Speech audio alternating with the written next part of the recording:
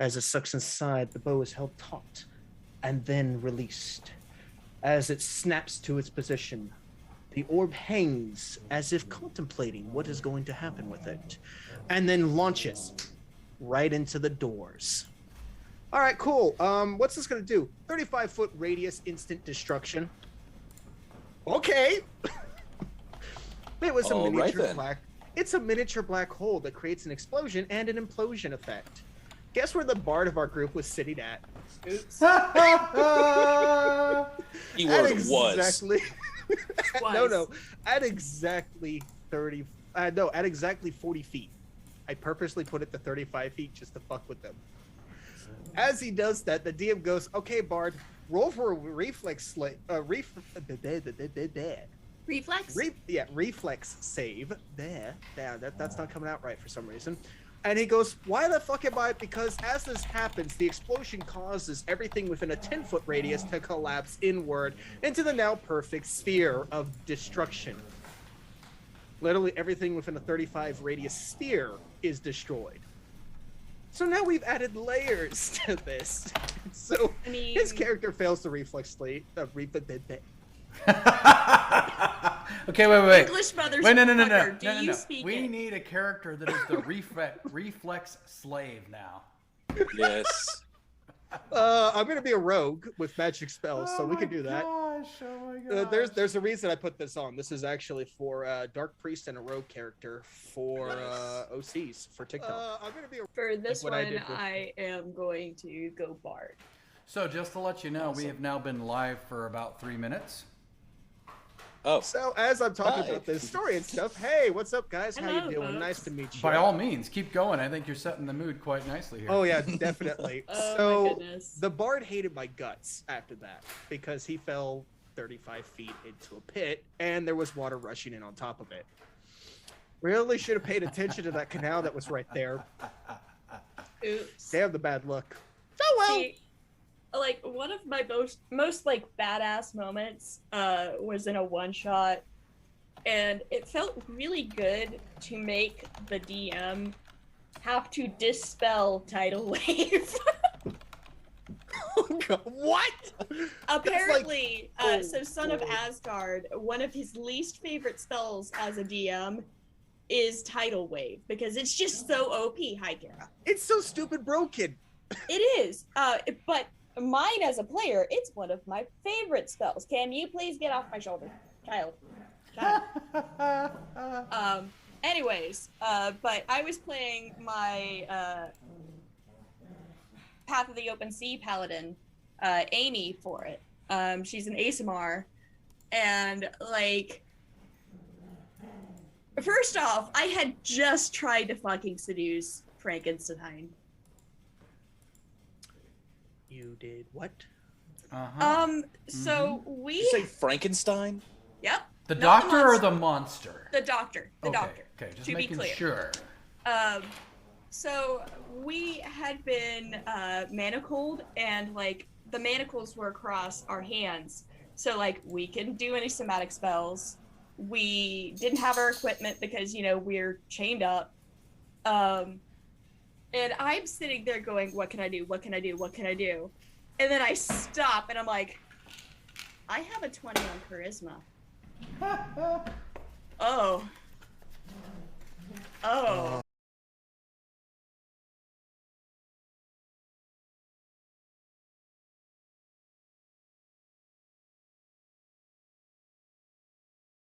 I'm like, can I roll to seduce Frankenstein?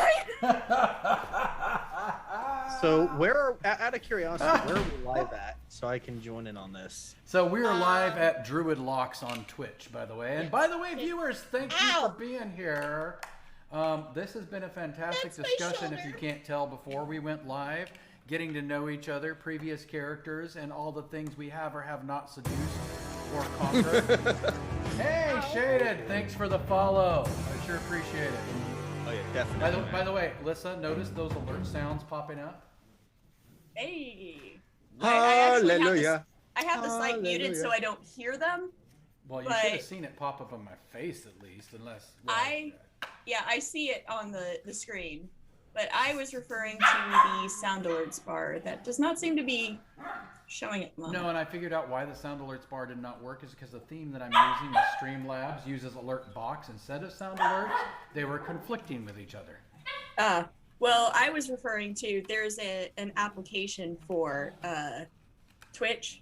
Like, Shade is aware of what it is. He uses the sound alerts. Oh yeah, the sound alerts thing all the time. Yeah. Oh, he doesn't have the extension? Not yet. We will deal with those things afterwards. Yes. We'll get to those things. It's gonna be fun. It's gonna be great. It's gonna be excellent. There we go. Okay, so All right, Snape. before we jump in too much, by the way, thank you guys for your help. I am a new streamer. We did just become affiliate though. Everything we are doing on this channel is about supporting the Rupture RPG system that is coming to Kickstarter in September. And you are about to meet 3 of our amazing playtesters who are creating characters for the very first time in this system. So I want to go around really quick, and we're going to introduce, starting with the narrator of this group, Mr. Doofus Domain Cleric. Tell us who you are. Tell us what it is you normally play in an RPG, and what's something you've never done but wanted to try. Hi, I'm Doofus Domain Cleric. I make goofy videos on TikTok and just learned how to do Zoom, so yay. Yeah, I primarily play clerics and barbarians. I play 5e, 3.5, a few other tabletop RPGs that escape me, and one I always wanted to play. Oh man, I've always wanted to play a druid. That's one class I haven't played yet. It's fun. Oh, druids! I've heard Circle of the Moon is the one that's like super OP, but I've not played that yet. We have a Circle of the Moon druid in our party, and yeah, it is pretty OP. Meanwhile, Pathfinder druids running freaking Entangle. Thorny Entangle. Fiery Entangle. And I'm just going to entangle the living snot out of every single creature you throw at us. You just entangle the whole party too. I am chaos. That's fair. Well now, okay, thank you. With that, Shaded Mischief, I think that was a perfect segue for you.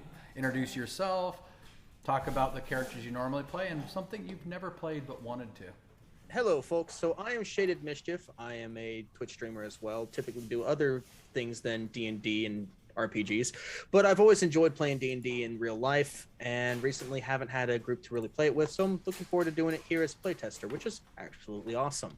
I love the effect that you've got going on with the whole any character can have magic, and looking forward to see what happens when we apply it to a rogue, which I've yet to actually play. I have played those interesting characters that are typically in the chaotic side, so that's where my character alignment will likely be at. I've done Druid before. I've done Oathbreaker Paladin once. That did not go well. Fighter was fun, and my very first character ever had been a Ranger, which I had a lot of fun with, but was limited in its use. Okay, fan-freaking-tastic. And that takes us to you, Miss Lissa. Hi, I'm Melissa. I am actually now the PR director for Rupture, as well as a playtester. Hell yeah. And you can find me on any social media with buttons as Geek Girl Lissa. I too am a TikToker, a Twitch streamer, YouTube streamer, etc., etc. Basically anything that's content creation I've got. And the classes I typically play are bards and rogues. And something that I want to try out eventually is actually a monk. Because I was going to say Ranger, and then I was like, nope, I've actually done Ranger now. In a Chaos one-shot. Interesting. We didn't know any of our fucking stats. So we had to find out as we went along. And it was funny because we didn't even know what race we were. So I ended up as a 8-foot Goliath Monster Slayer Ranger. With the lucky feet. What? What? I'm sorry. Hold the phone. A what? An As 8-foot? a Ranger? Yep. Yeah, tell me you were using a compound bow at least. You got to be using a compound bow. She had a longbow. But it was funny because we ended up, it was like a Candlekeep Mysteries one-shot kind of thing. And the monster was Sheshami, I think is technically how you're supposed to say it, but like every time I heard it, I was like, no, it's Shishimi. Wait. Sashimi? Shishimi. Every time I saw it, I'm like, no, it doesn't make sense to call it Sheshami. It's definitely Shishimi. Okay. But having some of those ranger perks and then Hunter's Mark definitely was OP against Sheshami, because like literally I was like, hey, by the way, I've got this ability, and so the DM like messaged me and was like, yeah, only thing that's gonna kill this thing is if you like topple something like really heavy on top of it. I'm like, cool, I got that. I'm the strongest out of the bunch because I apparently have like a 17 fucking strength. We had a bunch of himbos in the group though. The smartest person was our wizard. Everyone else was up like below a 10 for intelligence. Speaking of intelligence, out of curiosity on that, what are your thoughts on the stat intelligence and wisdom in particular? That is a huge, awesome discussion topic, by the way. One of the things I did in Rupture, because of what I don't like about the comparison between those two stats, is got rid of that comparison. In the attributes you have in Rupture, there is just intelligence. There is willpower, which is something that is more of a force of will. The intelligence can be an intelligence that is street smarts, depending on the skills you have, or book smarts, depending on the skills you have. But it's still an intelligence, in my opinion. See, for me, the difference between wisdom and intelligence is wisdom is more common sense, and intelligence is like typically like book smarts. Yep. Yeah, I've always found it frustrating with a lot of the versions of D&D out there when they put wisdom and intelligence as two different things, because it's like, okay, so a person can be wise but not smart. And again, it falls into that book smart versus street smart, right? Yeah. I always felt like wisdom should be more of a street smart thing because you learn life experiences, you gain wisdom. Intelligence you gain from the learning of things and actions and stuff. Which is how you're supposed to play it, but a lot of DMs don't. No, they don't. No, they like to play they don't know the nuance. Yeah, they like to play it in the form of, oh, you're a druid with a high intelligence and wisdom, but your charisma is complete total not the greatest. Well, you're gonna suck having have fun with that druid. Well, like, it's one of those things that like if you're having to do a charisma save of some sort, like sometimes, you know, obviously up to I fear that the freezing has happened. Lissa has frozen. Willpower. Willpower. No. Which actually brings us to one of the other attributes that's in Rupture, which is luck, by the way, because hers is not good right now. That being said, I'll go ahead and introduce myself while she comes back, hopefully. I'm Daryl Sean Price, the original creator and founder of Rupture. It's a game I've been working on for actually over 15 years now, and started because of some of the issues I had with Dungeons & Dragons. And there was no Pathfinder back then, but some of the others that were out there, such as Rifts and GURPS and even MERP, which if anyone remembers what that was. And, oh, she's back and it's messing up all of our alignment of windows. Oh, no, she's not back. There we go. Anyway, so... So Mr. Domain Cleric has apparently Split identities, huh? It's split identities, or he's created a simulacrum of himself. I have no idea what's happening anymore. Well, We've broken the multiverse. We're gonna stick you right there for now till she comes back and breaks it again. Speaking of Rupture, folks, there's a Rupture right there for you. Heh, right. Okay, so as we jump in, since you are the narrator of this group, Mr. Doofus Domain Cleric, you are actually the boss of the show, but because you brought me on to help you guys with character creation as the creator, I have a challenge for you. Okay. You're going to be creating character with us that's going to be one of the major NPCs in your plot. I like it. You do not have to necessarily reveal to your group what you're creating, though if you do, hey, even better level of challenge. They'll know what they're coming up against, and you'll still have some twists for them, I have no doubt. Oh, yes. I've got the story worked out, but now that I know what people are going to be playing, I can mold the story a bit more. Oh, I'm and looking forward to this. speaking of playing, what I typically play, which is funny what you guys said based on what you wanted to play, because what I typically play is first, Rogue, second, Druid, and then default to an either Bard or Ranger as needed. So it was kind of all the things you guys were like, well, I want to play this. Hey, that's me. In fact, I do have one group that forbade me to ever play charisma-based characters again after I collected an entire village worth of people and started my own city. Nice. Oh, I've got a bard for you, by the way. What do you know about sentient objects? Ooh. His Go on. name is Billis. Billis the Bard. But he's not just any bard. Billis the Bard Phoenix. is a special flute. He is a flute that is intelligent and that takes control of anyone who picks him up. Basically, if you pick him up, your character has to roll a will save. And every single time your character does an action, Billis the Bard goes and does a counter action, where he tries to persuade the character to do what he wants. And he's a chaotic evil entity. So you see where this is going. Yeah. Yes. So after a while, after so many will saves have failed, Billis the Bard comes out and completely takes over the personality consciousness of that individual while gaining all of their skills and becoming a bard. I love it. That It is And if amazing. he dies, the next person to pick him up, voila, Billis the Bard is back. Sorry. My Oh, computer it's okay. decided to do a fucking dirt. He was like, your computer has experienced an unexpected error. We're sending a report to Microsoft. Well, isn't that great? What was your first thought? Thank you, PC. Well, give me a second here to rearrange your windows once more so that you guys aren't sharing one. No, we're buddy right now. Yeah, you So- are. Hi, Mark. Oh, hi, Hello there. Mark. Wow. If I This had a is nickel something. every time I heard that. Wait, you'd have a nickel? 2, which is surprisingly more than I expected. Oh, well played, sir. Well played.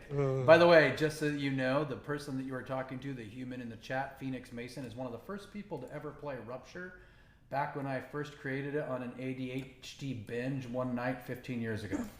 Wow. Woo! The gloriousness But hello, of ADHD, Phoenix. right? Yes, it's delicious. And Oh he yeah, is, by the way. Hi, Phoenix. hey. And he has actually joined us as a continued designer of the system. So Yes. Nice. I don't know how that happened, but when you came back in, like, I cannot get your head. Oh, there we go. Let's. Remember, press and hold Alt and the layer that you want to pull in. If you do it like that, it won't necessarily work. But if you expand it by just clicking on it and expanding, and then press Alt, you can clip off edges of the screen. Yippers. You are right, sir. Here we go. I think we got everyone lined up again, finally. Fantastical. Okay, Indeed. Excellent. There we go. so with your permission, Mr. Narrator, this is how I'd like to proceed. Again, the choice is yours. I want to go through the character quick start guide that's found on page 163 of the manual and walk you guys through step by step. Sounds good to me. And that way we're doing it the same way that our viewers would do it at home. So, we start with species, my dear players and narrators. One of the things I want to point out as we're getting to what the species are, and I'll kind of read them out for everybody so everyone's aware of what they are, what we can do, how species work in Rupture. I want to point out that Rupture was built to be a very, very story-driven system. In fact, the mechanics that are clunky get thrown out in exchange for telling an epic story. If you can create an immersive experience with your character, you get bonuses to your rolls.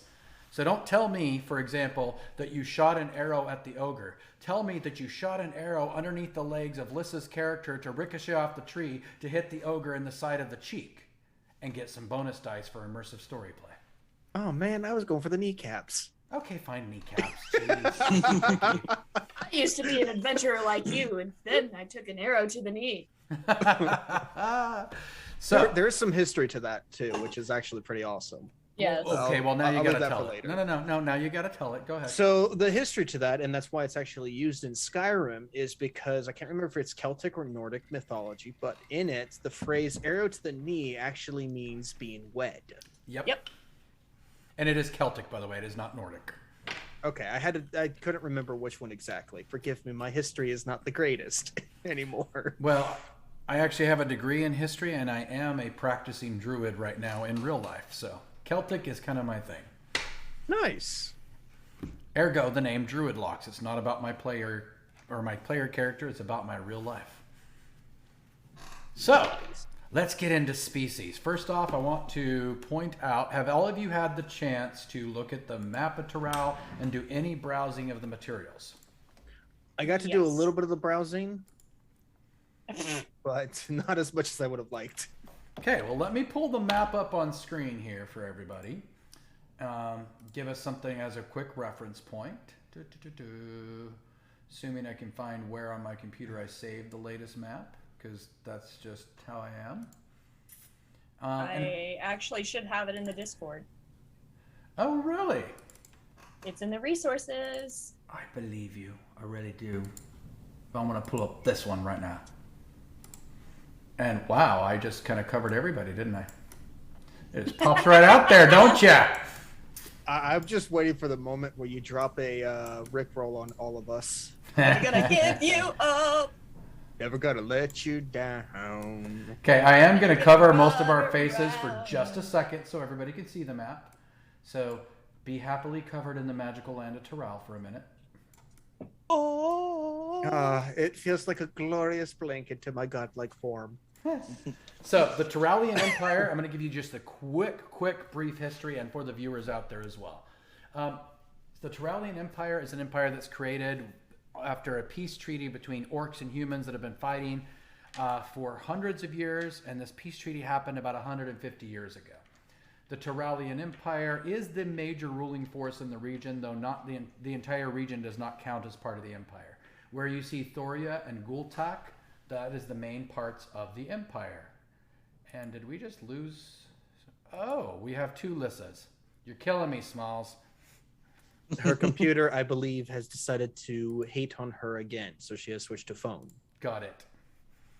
It's throwing off all of our windows here. Now we got to go realign in a minute. Oh, look, it's fixed now. Thank you. Yay. Yay! So, and now It's not broken fixed. again. It's not fixed. Oh no! Anyway, Thoria and Gultak now are the ruling parties in the empire. Thoria is the human kingdom. It is where the emperor sits. Gultak is the orcish kingdom. They rule over the only legal religion in the empire, which is the Princian religion. And they worship the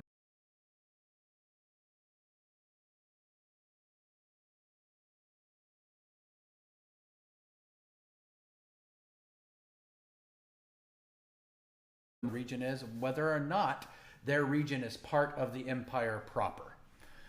So the first thing I want you to do as you choose a species, do not worry about the bonuses you get of pluses or minus. Worry more about, does this fit in with a story I would like to play, the way this species is written? Because that's where you're going to find the most success in a story-driven system like Rupture. Does that make sense? And do you guys have any questions about the map, the region, or anything else before we jump into species? The map itself is intriguing. I'm actually looking at those enchanted woods going, I wonder what's over in there. Oh, delicious. You'll get to those in just a second. So in alphabetical order, we start with dwarf. I'm assuming most of you know what a dwarf is from most fantasy settings that dwarfs are found in. They're very similar in the way they look. They are found in the island of Veganhelm. If you notice, there is the docks of Highkeep right on front of that island. Those docks lead into the massive underground city of Highkeep. Dwarves, being the craftsmen they are, have mined out so much of that mountain range that it has become one complete city without any space in between.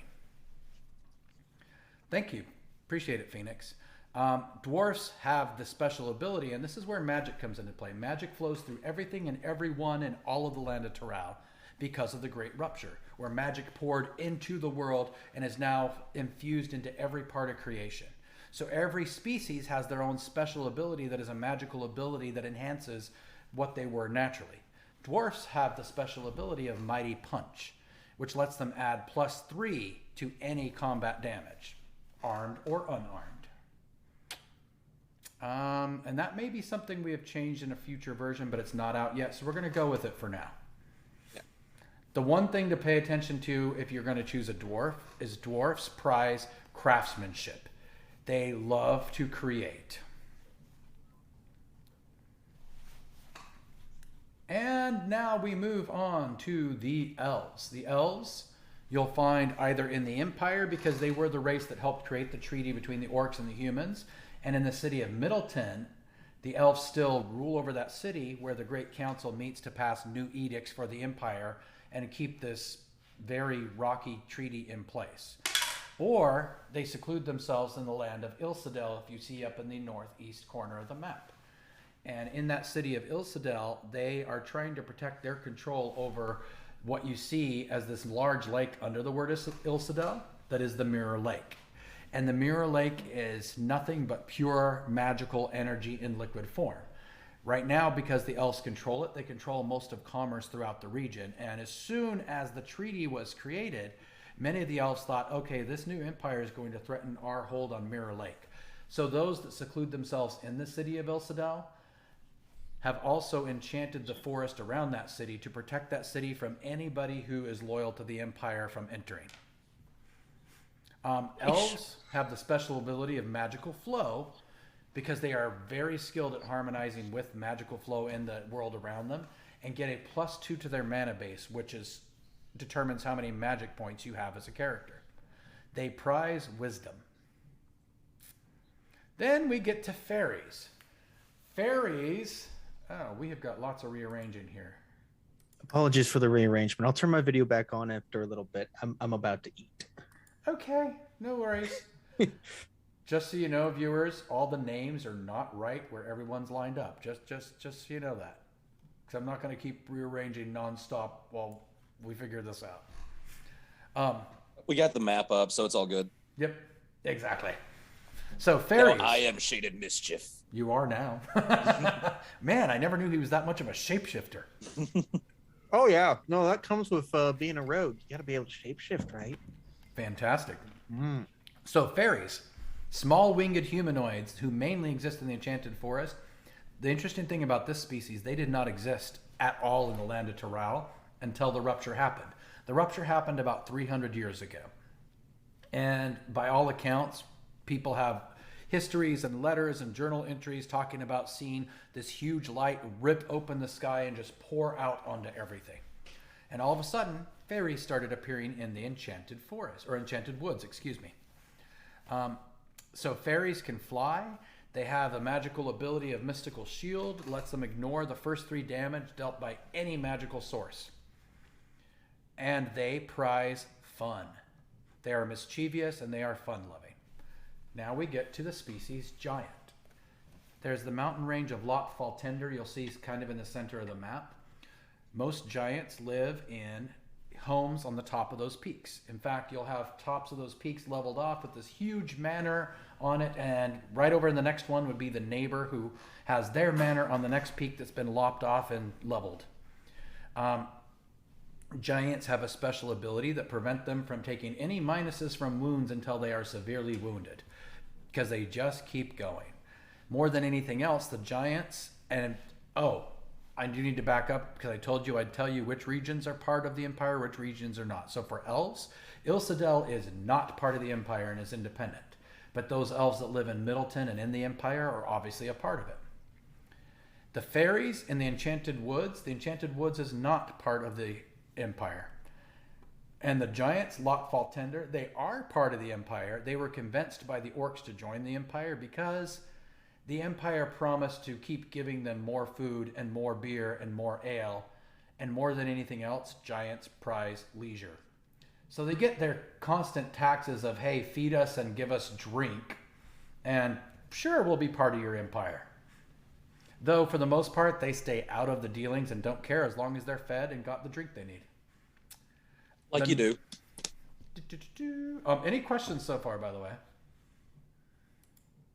I'm good so far. Okay. At any time that you guys need to, stop me and say, whoa, let me ask you about that. And Will do. Lissa's back, and it's interesting that she's lined up where she needs to be, but you two are flipped. I'll bet when he turns his camera on, it'll fix itself. Probably. Okay.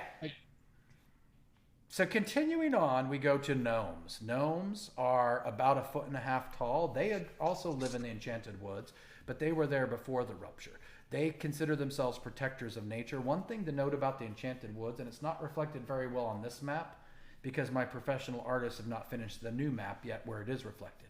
But the Enchanted Woods has all 4 seasons in it simultaneously at all times.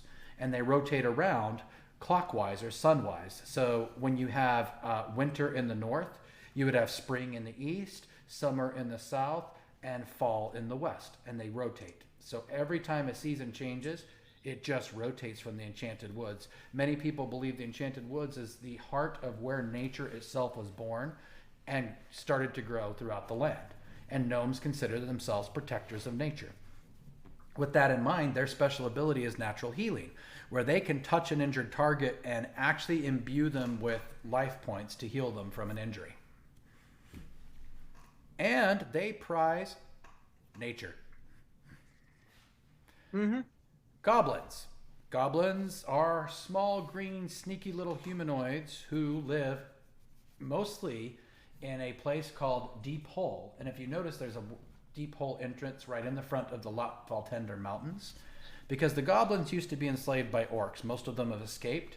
And they dug tunnels into the mountains that were only big enough for them to fit so that no way could the orcs get in and recapture them. They are very innovative, they are very smart, and they have built probably the most modern city in the entire land of Terral that is Deep Hole under the mountains. You will have machinations of all sorts, the flying airships that are all over the land of Terral. Many of them were built by goblins in Deep Hole trading with other species. Their special ability is that they can squeeze into any space they could fit their head into. So it's pretty easy for them to get in and out of tight spaces, which has helped them avoid being captured again. They prize secrecy. Now we get to the hill folk. Hill folk are in the land of Hawthorn between the Lockfall Tender Mountains and the Enchanted Woods. Hill folk are small humanoids with large furry feet. We're not going to refer to what they sound like, by the way. Who love to eat and drink and grow food and just exist in peace in their nice little hills. They have a special ability that allows them to regain life points anytime they eat a hearty meal. They prize simplicity. Then the humans. Humans are kind of split into 2 sides as well. Those that exist in the kingdom of Thoria are loyal to the Empire, and each one has their role. Hey! Thank you guys for the raid. Awesome. Thank you, Noob Mama. Thank you, Walrus Eye. Love you guys. Thanks for raiding. We are... Oh, yeah. Welcome.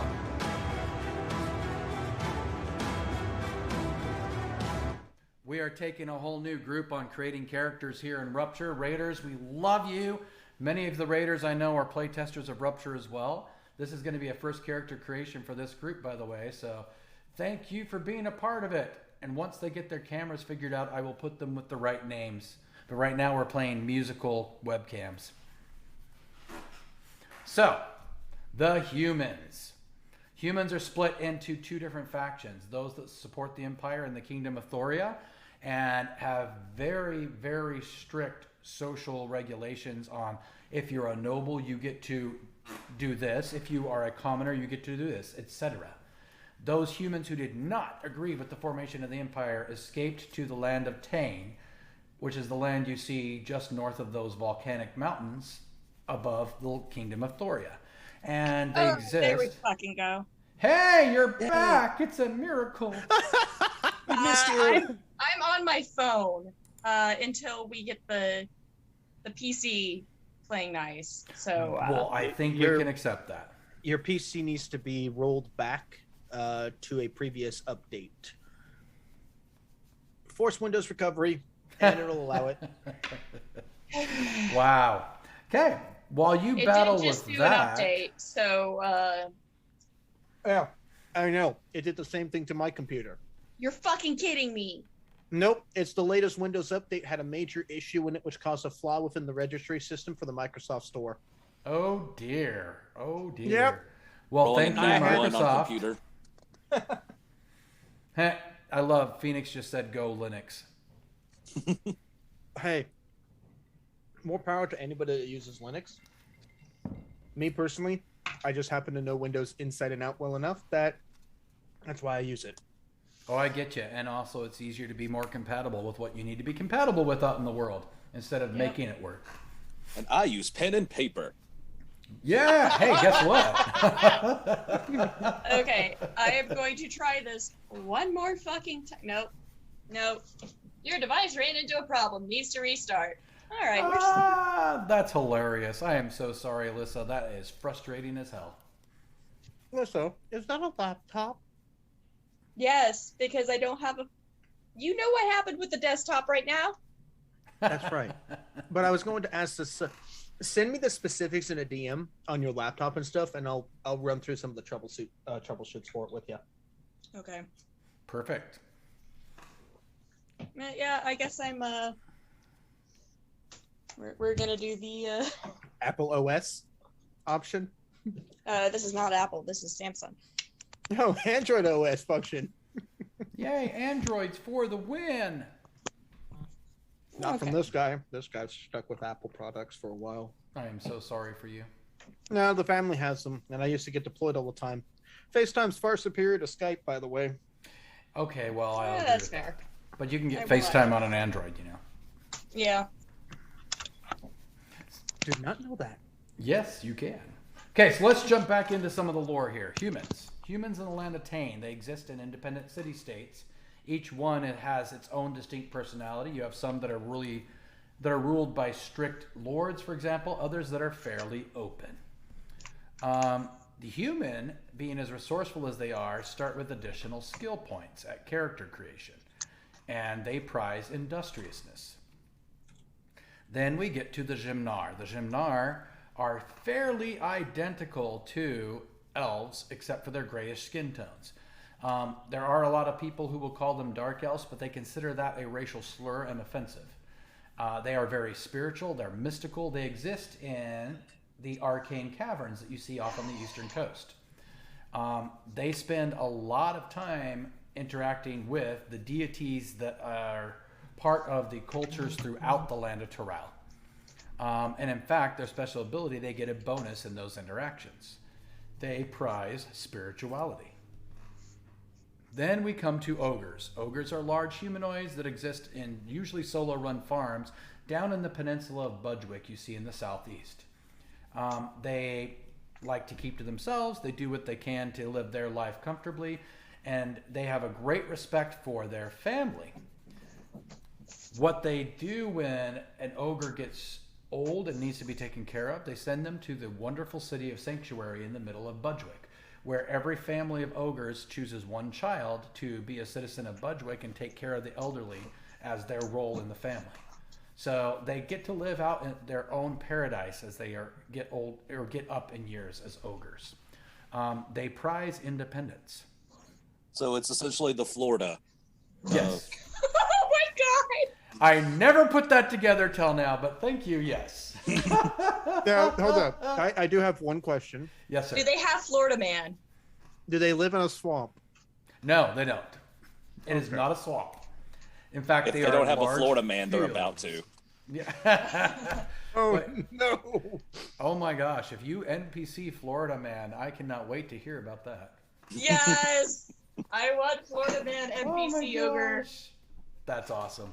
I demand a Florida Man NPC ogre. I wasn't going to tell you guys, but it's happening now. Oh, Lordy, have mercy on us all. Okay, I love it. so I love we it. have the most ass backwards way of tech right now because computer's down. So I've got my old phone for updating the character sheet in Sheets, and then to be able to see the Twitch chat, I've got it up on my Xbox. Hey, you know what they say? I will give that to Georgians. Georgians are very good at jury rigging things together to make them work in ways that should be impossible. Yeah. But is it really counted as jury rigging if she didn't use any duct tape in the solution? Oh, there's duct tape in the solution somewhere, I'm sure. It may not be Actually, no. directly by her, but it's somewhere in the solution. You know what? I wouldn't put it past Microsoft for the Xbox having some in it, actually. Fair. Actually, no, I was fair referring enough. to your I was referring to your hub junctions.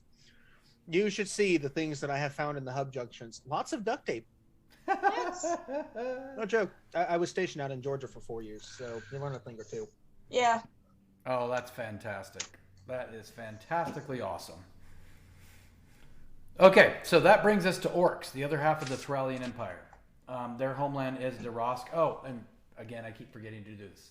Arcane Caverns are not part of the Empire. The land of Budgewick is not part of the Empire.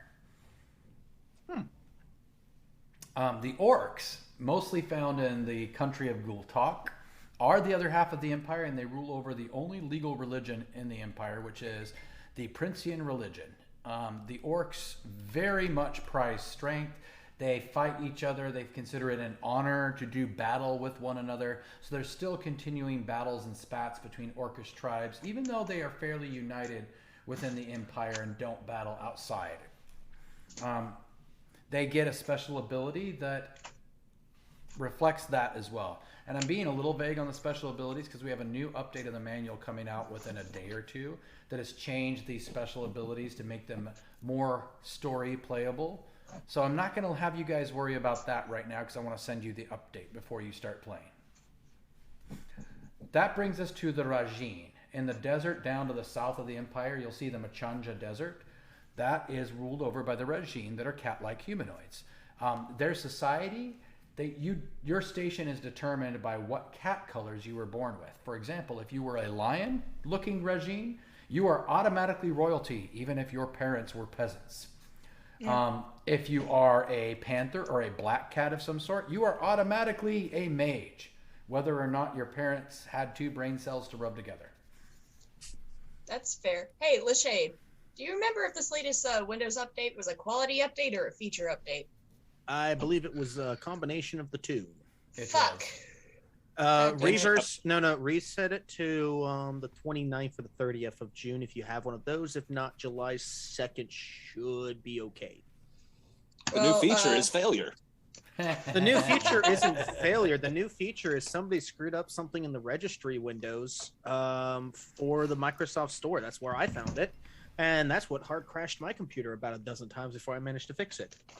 Because Windows PowerShell, fun fact, Windows PowerShell and copy-paste work.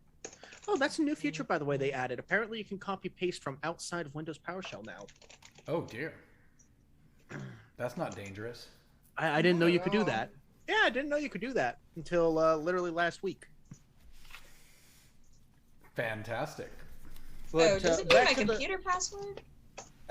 Probably. You said the Rajin and the Sinnock, right? One of them is mages. The Shinnok, I have not gotten to yet. Rajin, within the Rajin, lion-like cats are royalty. White tigers are nobility. Black cats are mages. Leopard-patterned cats are artists. Cougar-like cats and markings indicate craftsmen. And any house cat patterns denote commoners. Any strange patterns they can't identify are immediately outcast and sent to the outcast city of Liatra. So Liatra is basically their Australia. Man, Oh no! I was gonna say that comes off as racist, but no, it just comes off as Australia. It kind of does. I was gonna say on that one, man, it would suck to be a bastard child in that group. Yeah, just a little bit. What about ligers? Oh God, Lord. Immediately outcast to Leotra. Though, in the recent history of the regime, which there's a little bit of this in the beginning of the manual, the current ruler is a white lion prince who was born to a couple outcasts in the city of Leotra. But because of the markings, he's obviously royalty. And he is thought of as the royalty of prophecy who's supposed to bring peace to all of the regime. So maybe he gets rid of the caste system. Could be. Could be. Yeah, the caste system is pretty strict for regime. That brings us to the Shinnok. The Shinnok are the fox people that exist in the land of Citadel, which are the islands out to the west. So Citadel, after the rupture, completely changed. All of a sudden, there are ruins all over those islands that seem to be aging backwards. And Shinnok did not exist until after the rupture as well. And they are very, very attached to those ruins and seem to have a tendency to protect them from anybody who would remove things from them, who would try to damage them in any way. They seem very protective of what is happening with those reverse aging ruins. They are very calm. They are very much a meditative group, and they prize inner peace. Fox Jedi. There you go. Oh my god. I'm looking at the Fox. I'm looking at the Fox Jedi going, damn, and I was about to do a Dark Elf Rogue, and now I'm looking at the Fox Jedis going, damn, I'm about to do a Fox Jedi Rogue. Nothing wrong with that. Okay, that brings us to Skra. The Skra are the lizard-like species who exist in the archipelago of the Sikala, down south of the desert. They actually have no gender. So when Skra decide to reproduce, they will pair up, and they will decide which one of them is going to be the layer of the egg and which one will be the fertilizer of the egg. And they can either one of them take on whatever role they choose. Often you'll have somebody who, for example, chooses one over the other and they prefer that. But they will not identify as a specific gender, as they don't really have one. They do worship a goddess, Siskatha, who is the goddess of river and orders in the region, and will often use female pronouns to reflect that. Hey, Lissa. In the case of the Skra, I just imagined that scene. Both is good. Yes. I accept this fully. That being said, let me replay musical windows here and put you guys back in your names now that everyone's turned their camera on. I have eaten my fill. I am gloriously ready for purpose. Fantastic. Burdened with glorious purpose because your belly is full. Oh yes. Can you? One cannot act without having food in their belly. It's true. I am burdened with glorious indigestion. Oh. They're mine. Mind ruins. No touchy. Yes, he does play a Sihanouk in one of our other playtest groups. So, Joe, I'm definitely looking at the fox species going. you know, Me gusta. it is Me interesting gusta. how appealing that species has been to people. Where for me as a player character, I will steal from you, but you cannot steal from me. Hey, there you go. Okay, so Skra, by the way, let me point out one other factor that is very similar to the Rajin. They also have a social order that is denoted by the color of the fins on their head. So yellow is royalty, purple is a scholar, orange is a merchant, blue is an artist, red is a craftsman, brown is a soldier, and green is a worker. They do not have outcasts. You'll fit into one of those quite nicely. Though, in an effort to increase their station in life, many parents have been caught dyeing the fins of their children, which is a punishable by death offense. Death the child or death the parents? The parent. Okay, good. I would hope so. Given that the kid had no fucking responsibility for that. Gotcha. So the Rajin, not part of the Empire, they prize order. The Shinnok are not part of the Empire, they prize inner peace. The Skra are not part of the Empire, they prize glamour. And that brings us to Stoneborn. Stoneborn are large rock-like creatures that also did not exist until the rupture happened. And they are not actually born, even though that's in their name. They emerge out of a mountainside or a cliffside or some rocky place in the world, feeling this drive to do something, like they have some huge mission to accomplish. And that once they accomplish it, they can return back to their life rock. But they don't remember what that is when they get here into the land of Terral. So the defeat paper. It could be. Damn paper, it's always covering us. And the scissors. One of them magically rips the paper to shreds for Oh my everybody, and God. then all of a sudden they all just magically go. What's the secret purpose of all of Okay. them? So you know that species we were talking about, Sean? Mm-hmm. That's the items. Yes. We could conceivably have a game of rock, paper, scissors in this game. Oh my gosh, you are right. And we're going to leave that vague because this is not something we should be revealing to the public yet. But yes, That's we why can. I said that species. Oh, that's fantastic. Oh, I'm trying to lordy. keep it vague. Don't Oh, mind that's me, just taking notes on potential story ideas. You know, we just talked about intelligent artifacts, and now we're going into that. There once was 3 intelligent artifacts of great power. The first was named Rock. Why, nobody knew. The second, Scissors. And the third, Paper. Everything let's- changed when the paper wait, nation wait, wait, attacked. wait. And then you have an elf named Spock, and you have a scraw named Lizard. Oh, yeah. That's right. Oh, Lord. Okay, I'm going to try and join on my computer again. I just unloaded that last update, so let's see if this works without crashing. Fingers crossed. Magical musical video chats again. No kidding. Hey, look. There's 2 of me. Oh, Never mind. Glorious. Nope. Device ran into a problem, needs to restart. Collecting What some the error info. fudge error code did you hit? I don't Alright, fucking rewind her know. Back is okay. So that's a program issue then. Yeah, we'll troubleshoot it afterwards. Yeah, I we'll think just we keep using. should. That's why I was like, I'm keeping this up. We'll see what happens. Well, on a plus side, we've now played Musical Faces again, and I'm now officially Geek Girl Lissa. Well, most of you Heyo. is. There's that Oh, little shoot. black thing at the bottom. I'm everywhere Yeah. and nowhere. Perfect. Definitely going with the Assassin Fox Girl. Nice. Okay, well, I got First 2 more Assassin Fox. species to present to you, and then let's figure out what you all are. And is everybody re-lined up? Everyone's lined up. It's a miracle. Woo. Okay. So, oh, by the way, the Stoneborn prize destiny.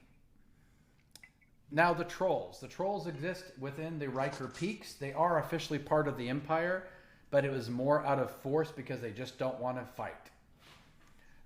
Trolls are large with lots of hair, large canines that protrude over their lips, and horns that grow out of their heads, and lots of different patterns. The trolls are very hardy and regenerate life points naturally. They exist in usually small family tribes within the Riker Peaks, which is a dangerous place that most other species don't want to go without a troll guide. And they come together once a quarter to the city of the Great Council, which is called that because it really is unpopulated except during the Great Council, where all trolls get together with even some guests outside of trolldom as advisors and make decisions for all of trollkind. Trolls prize loyalty. And the last species you could be is a hybrid. Hybrids are very rare. Hybrids are you take any of the other 2 species we talked about, you combine them. And to do so, you will take inherited traits from both parents. So you will take a positive and a negative from each parent. And then there are some other notes in there if you choose to be a hybrid that lets you know what you need to do. Hybrids are so rare that they are often going to be outcasts in any of the regions that you might find yourself. Okay. Narrator who is creating not horrible NPCs that your players will love and cherish forever. And players, have you chosen species? I'm a fairy. I am an never. ogre. There you go. Fairy, ogre. I could have never guessed you being a fairy, Lissa. Are you sure? I'm sure. I need to roll a die or flip a coin. Give me a quick second because I'm debating on being a Sinnock or a cat fox hybrid because that sounds hilariously interesting. You know what? Why not? Because this is what the system uses. Take your D12 and let's roll that. Because D12, how exotic. Indeed. Hold up. Where's my D12? I should grab my fucking dice. That might That's be a helpful. D10. That's a D10. That's a D20. There's a D12. I left my dice at work, so I shall use my phone. Alrighty. Oh, good lord. Yeah, no, see, I had to go searching through this. And this is just one of 3 bags. Are we showing off dice? No, never mind. I forgot about the oh, good lord, the Marauder's bag. I forgot about it. Oh, all right, awesome. we'll roll it a D12. We still have the map over us. So wait, highs or lows, evens or odds? How are you deciding this? We're gonna go with evens or odds. Even is Okay. going to be just a regular Fox Jedi. Odds is gonna be a Cat Fox Jedi. Outcasted to be a Sith. Hit it. It's an odd. I am a Cat Fox Sith. Fan freaking tastic. I love it. So go This is gonna ahead. Sorry. I said this is going to be interesting just because of the way that the two species types work. It is. It's also going to be interesting, whatever that backstory is of how a Shinnok and a Rajin came together. They were very drunk. I would hope so. I mean, wait.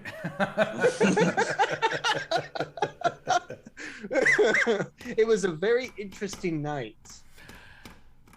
I want a full description. So, Okay. go ahead and write down what your species is, but we're not going to worry about any of the special abilities and whatnot yet until we actually start to generate your background. And the reason why, and this is what's so important about character creation and Rupture, the story starts now. In the background generation, you are going to be writing pieces of your story that become amazing hooks for narrators, start your adventure out, and actually give you in-game bonuses because of what's happened to you up to this point in your life. It is not assumed you were in a born yesterday state of, I'm now an adventurer. What do I do? It is assumed things have happened to you up to this point in your life. Let's figure out what those things are, shall we? So before we decide what your background is, each of you needs to select a call to action. A call to action in Rupture is one of the 4 G's. And this is meant as not a hard, fast rule, but as a way of prompting you. Most of the time, calls to actions are within one of these 4 categories from players that I have played with throughout my many, many years of tabletop role-playing games. And that is glory. You're out to get acknowledgement from a person, a group of people, the world itself, to prove something to others that they will notice. Guts. You're out to prove something to yourself, to push your limits, to learn more, to grow more, to be better. Gold. You want the money. And that doesn't necessarily mean the wealth is just the money. It could be magic items. It could be knowledge. It could be more spells. It could be more books. It could be you want to collect the finest rare silks in the world. And the last G is good. You want to make a difference and have a ripple in the world that changes it in some way that you deem as better than it is now. So, out of those 4 G's, from the concept that is percolating in your brains, which one matches your character the most? I'd like to go with option E, all of the above. Okay. Hybrid and all the G's. I see how it is now. Good luck, Doofus. You're gonna need it with this one because I'm going to make this character, if luck allows me, I'd like to make this character a royalty on the cat side while being half hybrid. You know, hybrid fox, royal cat. Hey. Fantastic. I'm sorry, Mark. It's okay. I prepared for You have this. the most chaos ever between Shade and I. I mean, come on. I am the textbook definition of Loki at this point. People have been looking at it going, yeah, no, Shaded Mischief, that fits you a lot better than your previous name. It really does. I will make sure I'm medicated before the session. Fantastic. It won't be that bad. Maybe. Yeah, well. you guys have watched Stormcrest, right? Yes. And Windermere Falls. And the fact that I had an intelligent object for a character at one point. Yeah, you're right. This is going to be great. Plus, this is a very open system, but the only limit is your imagination. There's very few rules to stop you. Oh, Doofus is screwed. He's totally screwed then. Got you, fam. Part of the aesthetic for the fairies is literally mischief. It is. It's true.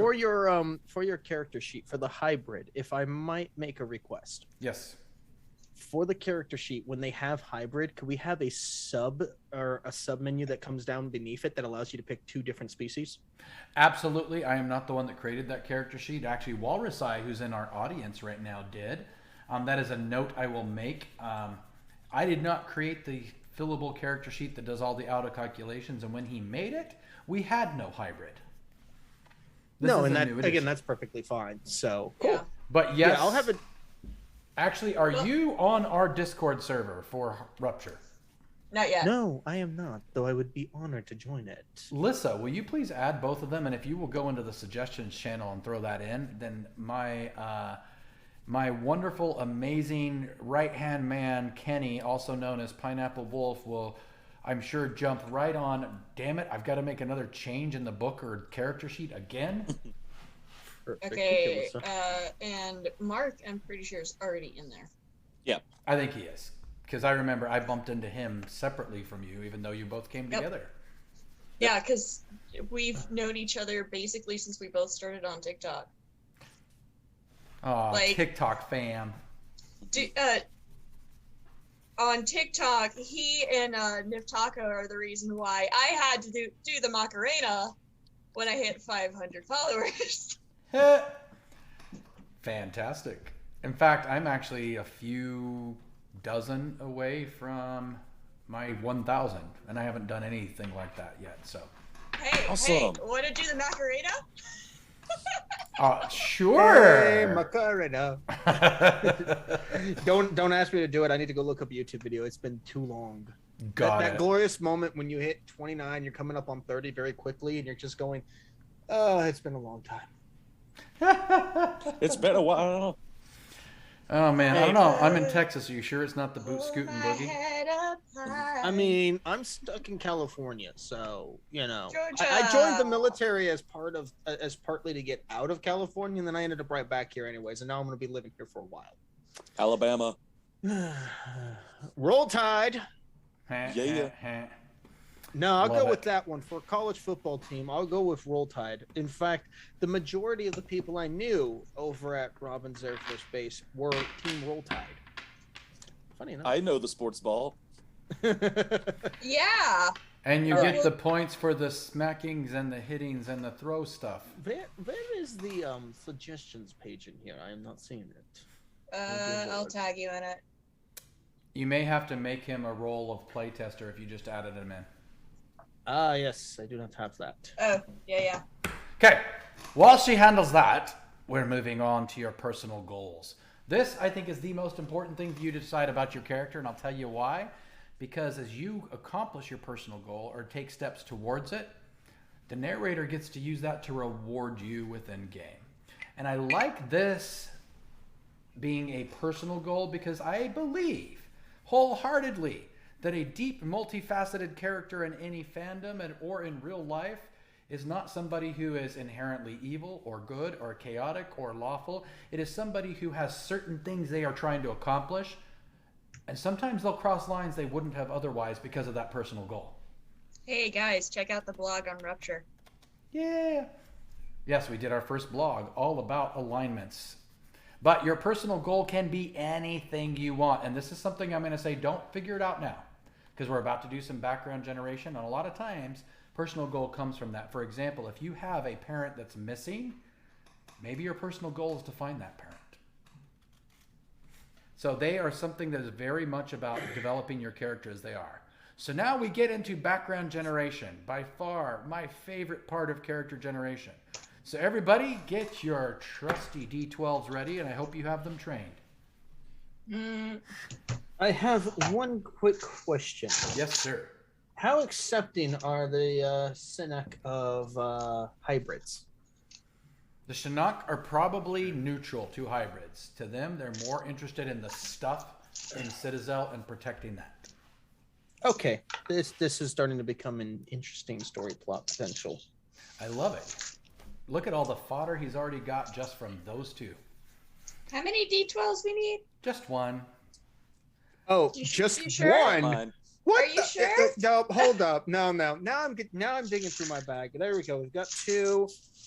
Well, So can I get an you're order about to here? roll for how many people were in your family growing up. So if you end up with like 6 siblings, you could have one for each as you roll it. That's fine. Because in the background generation system, and this is one of the reasons why we recommend you do a session 0 with your party, because you get to know the story of everyone in your party as they build the character. Not just, here's a set of stats. Okay, give me a story. I did cool things. You know, instead of trying to really sell your character out there for something it may not actually be, you get to discover your character, which I actually Exactly. like. Well, thank you. This- I appreciate that. It makes it, in all honesty, just as a person that's literally just started this today, your version with D&D makes it so that it seems like it'd be an excellent place for beginners in D&D in general. That's actually one of the biggest reasons we did this, is because I had a lot of people in my life who wanted to play, but just weren't ready to jump into something as extensive as D&D or GURPS or some of the other stuff. And I said, you know, what's something I can create that makes it easy for somebody who wants to jump in without feeling like they've got to hurry up and push past that learning curve to catch up to everybody. I've always had to rely on a homebrew, honestly. The Infinite Library homebrew. They basically go and pick rooms, and that's how they end up developing their characters. Nice. I love it. All right, so let's start with, and I love that Phoenix just says yep, because it hooked him. He had not played in a long time when I introduced this to him, and now he's kind of a junkie. So we start with whether or not you were orphaned. Roll a Okay. D12, and I will give you a result, including Ogre Gator Man Florida, or Ogre Florida Man Good Gator. lord. 3? A 3. Yes, you were orphaned and you know nothing of your family. So you will skip rolling on your parents and your siblings. I am a 4. I Yes. know I'm royalty. Yes, you were orphaned, but you do know about your birth family. So you will roll for who they are. And I rolled a 9. You are not an orphan. How is it that even when I'm not like making a character to specifically have tragic backstory, they have tragic backstory? Oh dear. Oh, dear. Okay. This is looking good. Well, good. Next chart. So those of you that are rolling for your family, Lissa, you get to take a break and laugh at them. I mean, be nice. So I just have something in my throat. yeah, there you go. Roll twice for each of your parents. You're going to So roll my- a d12 for each to decide whether they're dead, alive, or missing. Let's try that again. You mean unalive? Yeah. They're undead? Okay. My mom, I got a 5 on, so she's very much alive. And my dad, I got a 4 on, so he's very much alive. And I'm starting to smell debaucheries within a certain royal court. Nice. Let's see. Mom's alive and father is missing. Fantastic. By the way, let me explain missing, and we're about to get to Manatorn in just a second. After the rupture, when magic started pouring through the entire world, those who did not learn to use that magical flow within themselves well end up becoming Manatorn, which is a form of insanity where they lose complete control of themselves and seem to become little more than impulsive animals acting on instinct only. And a lot of times, people who have even inklings of Manatorn will get taken away and taken to places where they are kept safe for themselves and for the rest of society around them. They get taken to an asylum. It's not an asylum. It's for their own good. It's an asylum. So suddenly I'm having Ghost Hunter vibes. Tee hee hee. Okay, so each of you roll for number of siblings. I got a 4. I have a single sibling. You have one sibling. I have apparently one sibling You that I do? know of. Mm-hmm. Okay, true. I rolled a 1. You have 0 siblings. This is definitely starting to sound Okay. like Florida man. Okay. Just because I'm orphaned doesn't mean I don't necessarily know siblings. You could have 85 siblings. You don't know anything about your family. That's why you're not rolling them. Narrator Okay. gets complete freedom to do whatever he wants with your family because you have no clue. Last time that happened, I ended up with a prophecy, and I'm potentially going to be taking over the world as a demonic tiefling thing. That's right. Mabobber. I've already got an idea. Last time I had that happen, I was a half-elf dragon who was secretly the BBEG the entire time. And then I destroyed the world and rebirthed it. Your parents are Wait, wait, Cosmo wait, wait. and Wanda. I'm going to assume you said rebirthed it, but I heard reburped it. I said rebirth. Oh, come on. Yes. Burping the world into existence sounds fantastic. Now, hey, I never said how exactly I rebirthed the world. Okay? We never got into the details on how that was accomplished. But given that I turned into a gigantic, ridiculously huge, celestial, godlike dragon, probably did burp it back up out. Just Okay. saying. Burping Dragon Man. Let's roll for your sibling. How old or young are they compared to you? Age-wise, I got a 4. So they are younger. younger than me. Okay. And Hey, how gender. old is that? How old is that prince? He is 32 currently. Oh, I got a 3. It's a male for gender. Fantastic. Now roll to see if they're living, dead, or missing. Please give me a 4. Please give me a 4 through 9. Please give me a 4 through 9. They're dead. Okay. So wait. Now, each of you that know your parents, we're going to go to the chart right next to that. You're going to roll for what your parents' position was in society. And you will also roll for your dead brother and what his position was in society. So roll a d12 for each of your family members for their position. Come on, give me something good. Give me something good. Got a 10. A 10. So is that for your mother or your father? Oh, that Oh, boy. was mother. It's the only roll for father. Mother's I a got priest. a 10. I got a 10 for the mother. Okay. And the father, we got a merchant. So a priest and a merchant from you. And what was your father? I have it's like mother's a priest, father royalty, There you go. king of the gators of Florida land. That's what I'm drinking, damn it! All right. So Shade. And this is how Shade ends up having to disappear because he goes and sprays his liquids all over the screens. That's right. Okay. Don't join me in phone land, Shade. No, don't do it. Don't do it. It's a trap. Thanks, Pineapple Wolf. I appreciate you. All right. So you had a priest. What was your other parent, Shade? My dad was a merchant. My mom was a priest. I can imagine where this is going. Mm-hmm. And your brother? My brother is dead, but was a male. And what was his position in society? Oh, shoot, you're right. I didn't roll for that. Ding, ding, ding, ding, ding. Give me a 1. It gave me a...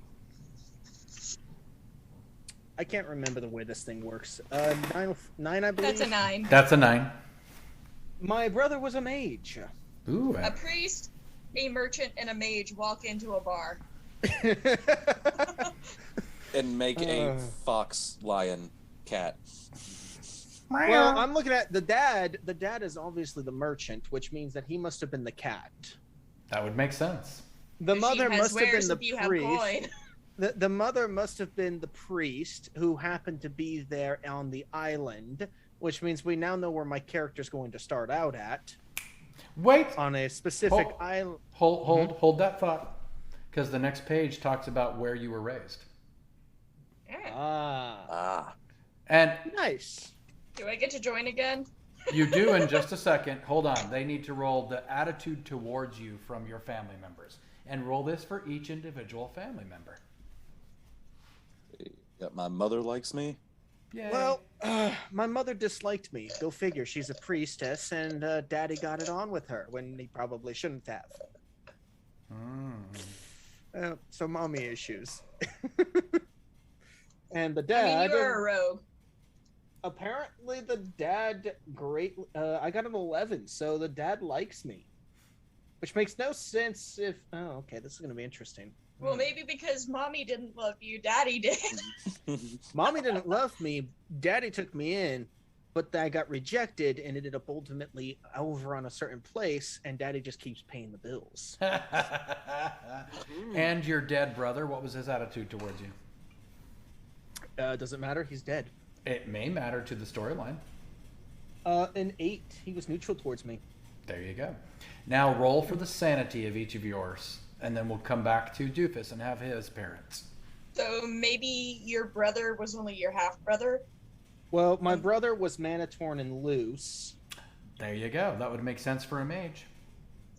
I got a 12 on my mother, a 6 on my father. So they were both sane. So your brother was Manitorn and loose. And I got an 8 on me. So No. no. You don't roll for you. Just family members. Never mind then. We assume you're not Manitorn, or you wouldn't be playing the character because you have no control of you. Well, thank God that I made sure it was my brother I rolled for first and not me. Yeah, no kidding. Doofus, tell us about your parents. What is their attitudes towards you? All right, so I got a 9 for the mother, so my mother likes me. Yay! My royalty father, I got a 12, so I am Daddy's favorite little boy. And for their sanity? Let's see, mother got a 9, so sane. Oh, I got a 1. So my father is insane and incarcerated. Well, That makes sense for Florida Man King. I love this so much. So a royally insane, loving father. Of course he's devoted to you. You're my favorite, all 3 of you. Right? Okay, so come to the next page, guys, and let's talk about your homeland. Again, you will each roll D12. This time, it's for you, not them. Hold up, one brother. Okay, my PC is at least mildly working right now. I'm not going to pull up Zoom on it, but I am going to pull up the player's handbook. Well, that sounds fantastical. What page? We are on page 46, PDF page 53. Oh, are these for the rules for us now? Yes, these roles are for you. Were you raised within your species' homeland or outside of it? Okay. Ooh, that's a good question. Considering that one of the merchant, I guess if I went with the merchant.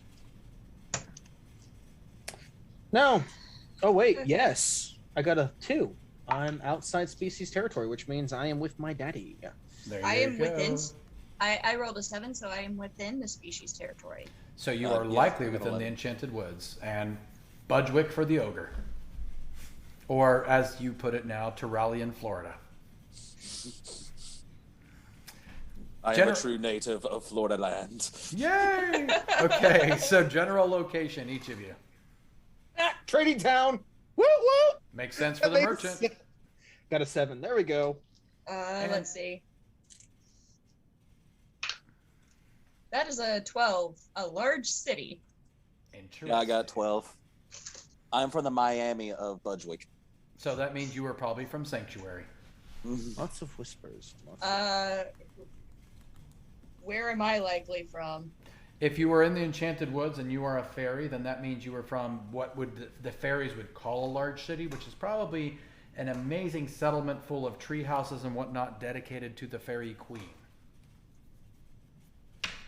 Instead of just off flitting by yourself in a small little tribe. Remember that all of these locations are by the perspective of what your species would see as a large city. So location, atmosphere. I got content. That would make sense for the city of Sanctuary. I also got content. Okay. I also got content. I'm going for the sake of story plot. Can I re-roll on that? That's up to your narrator. I'm just a guide. Narrator, go ahead. For the sake of this, let's re-roll to a 4 revolting population. Ooh. Ooh. Ooh, this just got interesting. And it's a trading town, no less, which means this has gotten very interesting. Did you start a communist revolution? Yes. No. My character. I'm looking at my character dealing in. I'm looking at my character as a dealer of secrets and stuff, which would go great with that. But a content town is not really going to be dealing in secrets on that scale. That would make sense. Secrets and information, however, in a revolting population, there's lots of business to be made there, especially when one's trying to regain something.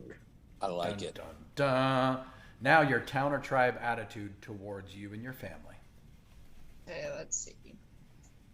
You mean just towards me? Yeah. Let's see. That is a 12. You are seen as a hero or prized child of your community. Okay, I gotta say this right now. I don't know how this happens, but almost every time somebody rolls, I'm an orphan, I don't know my family, they usually roll, you are seen as a hero or prized child of your community. So You're a Harry Potter. Yeah, exactly. I got dislike your family, but not you. Interesting. That's good. As a dealer of secrets, having It people is. like me and not care about my family is perfectly fine, especially since my debaucherous merchant father had it on with a not so debaucherous but lecherous priest at one point. And I got 7, so likes you and your family. You're content and everybody likes you, gosh darn it. Not sounding very. Wait, no, that sounded exactly Florida man, actually. That's how it all starts. So, That's right. So, my character was likely just like, she was orphaned at a young age, and she was adopted by the Fairy Queen. Probably. fantastical. So here is my favorite part of background generation, your personal histories. And it is determined by a deck of cards. So if you have one handy, you're welcome to use your own. If not, I have one in front of me, and I will be shuffling and drawing for each of you one at a time. But Go for it. Let the fates be decided upon me by your glorious hands. then you must roll a d12, divide by 2, and round up. And this is the only time in the game of Rupture that you round up, because more personal history items is more fun. It rolled off, and I caught it on 12. All right, 6 cards for you it is. So here's what we're going to do. For those of you I'm drawing cards for, audience members, I need 6 numbers 1 through 54, and that's the cards I'm pulling out for him. I think I actually have a deck of cards. I have to get into my closet though. She's just like, I like how Lissa's instantly like, yeah, no, I don't want that kind of fate dependent on me. Meanwhile, I'm sitting here going, I am chaos. 55, 17. It's a deck of 54 or 56. Yeah, it's 54. Pineapple Dragon. You failed. Absolutely failed. I mean, I It's- did give pizza to everybody in the Discord. That's right. Okay, and this is a brand new deck of cards too, so we gotta shuffle nice. Do you know how I do that, Lissa? How? Take your reds, take your blacks, separate them, put them together in a bridge, and then from there separate into about 50. I need about 50 4 more numbers for him, audience. Do we need jokers in it? Yes. Okay. Jokers are very, very important. If you draw one, that's where fantastic things happen, like supernatural curses or divine gifts. Huh. Okay, come on, more numbers, people. You got to give me 4 more for Mr. Shade. Random number generator it is. 13. I can provide 133. Hey, Lissa, you want to 23. provide one? 27. 28. 7. 3. I feel my and fate 28. being decided. It's glorious.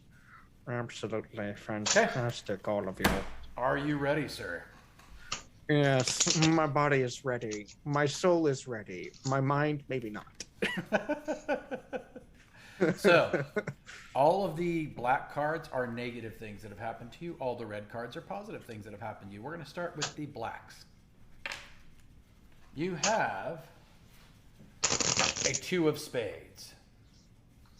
So 2, crime and punishment. Roll to see how bad a crime you got caught for. I'm loving this. Oh, as a dealer of secrets and stuff, I mean, this makes sense that it would happen, and it happened to be 3? A major crime. You have spent 1d12 divided by 2 years in prison. So tell us how many years of prison you just had. Well, I just had the 3 is what I drew. So roll one more time to see how many years in prison it was based on that. 6. So 3 years in prison. No, I mean 6 years in prison. You rolled a 12. I rolled a 12. Okay, 6 years in prison. Holy nuggets. And what did you do? Well, I'm an assassin, and unfortunately, my first assassination, I got caught. Damn the bad luck. But hey, you know what? That's okay. I got to live luxuriously because Daddy paid for everything. Right? Next. You were next to Daddy in the cells. Next is your 5 of spades, which makes sense that this probably happened to you. And because of that, good old Daddy was paying for everything, so I don't see how that's a problem. Well, you got robbed. Let's see what happens to your starting money. No wonder I assassinated everybody. Oh, God. Oh, God. Do you really want to know? Yes. It's a 6. Okay, you have, so far in your money, negative 600 vials. Now let me throw out a quick explanation, by the way, for our viewers. The money in the Rupture system, because of how much magic is flowing in the Mirror Lake and throughout the entire land, is based on magical drops taken from Mirror Lake itself. And so the currency, though they are coins, are represented by and backed by drops, vials, and flasks of magical liquid from Mirror Lake. So vials is your middle ground monetary coin. So here's a question. How well do they guard that lake? Insanely well. We're talking Fort Knox on steroids. The Hey, elves will not let you anywhere near. I hear somebody said they are going to be going all Florida man and stuff. I'd like to see how that pans out. So your glorious purpose, Stoneborn, is to raid that lake. Anybody who has looked into it it's rumored has gone completely mana torn. Anybody who has gotten it on their skin or consumed it is usually dead. So it's just as dangerous. There you go. Stoneborn, your glorious purpose is to go in there. I shall drink the magic lake. That's right. Love it. Well, on a positive note, because you only had 2 negatives, you have 5 positives. Woohoo! So, Thank you, guys. 5 of diamonds, which means you acquired an animal companion. And that can be any animal in the book that is up to a 300 flask value, which is more expensive than a vial. Nice. So I got robbed, but I got an animal companion that felt bad for me. That or Daddy Dearest paid for an animal companion for me to have. Your emotional support animal. I love that your dad has become a literal sugar daddy. Hey, he feels very guilty about his debauchery with a priestess of the Shinnok, or the Shinnok. You know, this is going to fit right in, though. 6 of diamonds. Okay, Connections. Let me hit this real quick. I'm using a notepad real fast to make sure I have everything. No problem. So, got robbed to broke. No, minus 600. You might start with more than that. Okay, got robbed. 600 what? Flasks? Vials. Served 6 years in prison. And then got an animal companion. Yep. To be decided. Also, I'm a very decent note taker. There's a reason for that. Love it.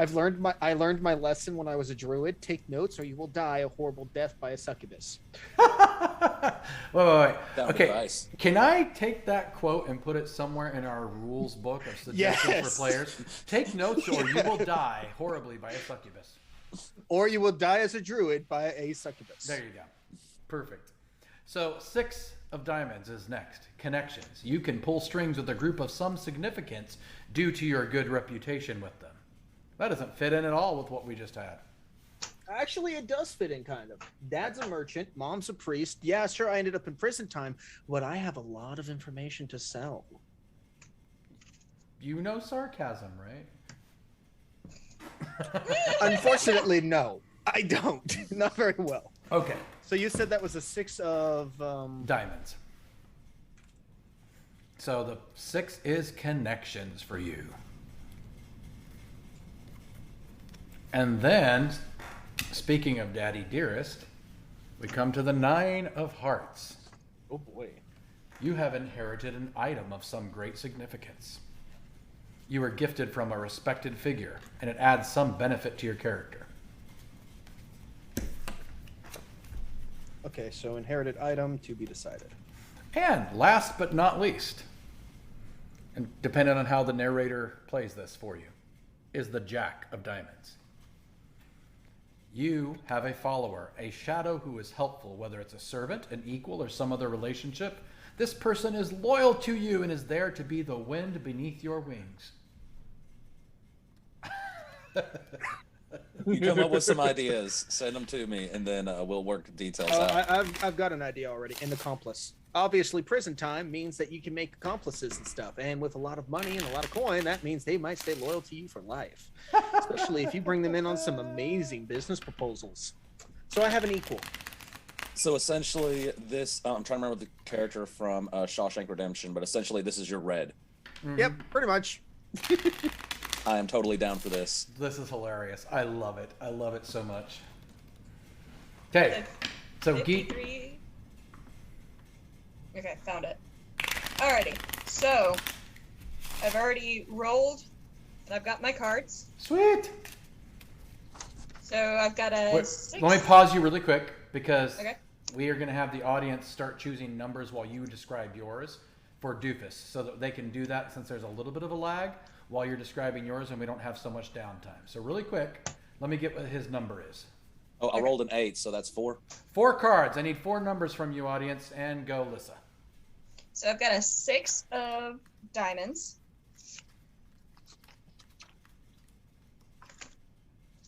Three of hearts.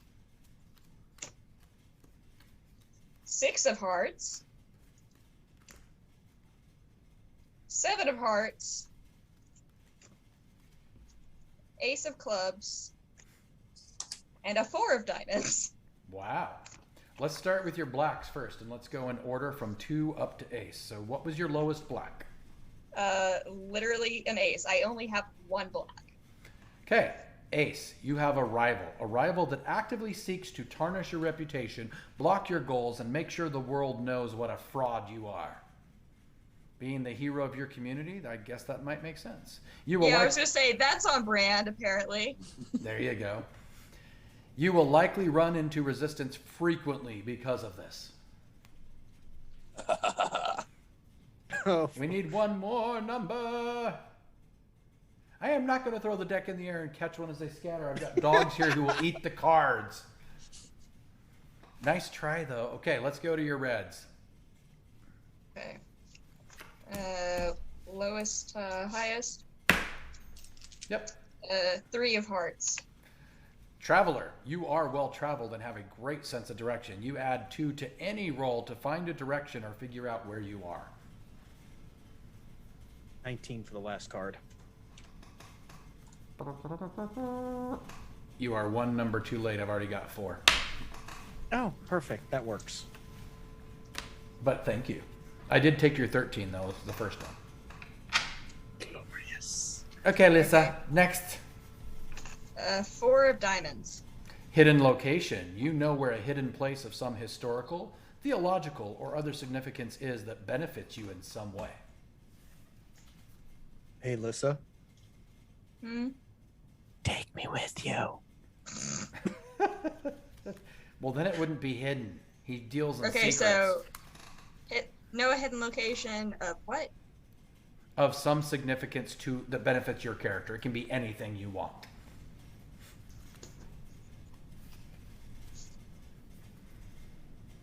Know the secret path to Florida. Boop, boop, boop. It's actually a speakeasy. Well, I She's did a hear if you go into the right house of ill repute in New Orleans, you all of a sudden end up in Miami. Yeah, that's fair. I mean, we could always just go and call up Quincy. That's true.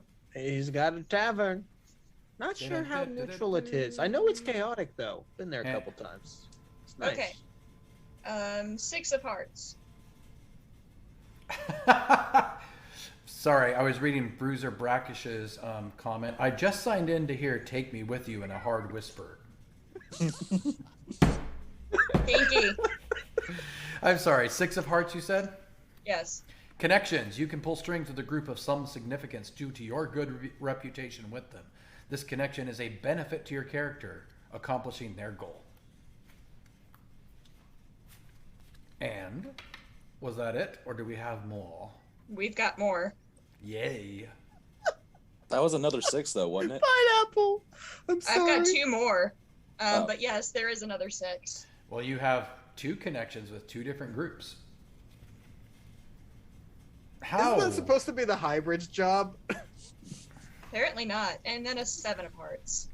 Great romance. You have had or have a relationship that brought you a lot of joy and has made you a better person. You add 1 to your charisma attribute. You On charming point for a devil. bard. Right?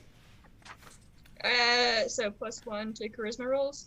+1 to charisma, period. Oh.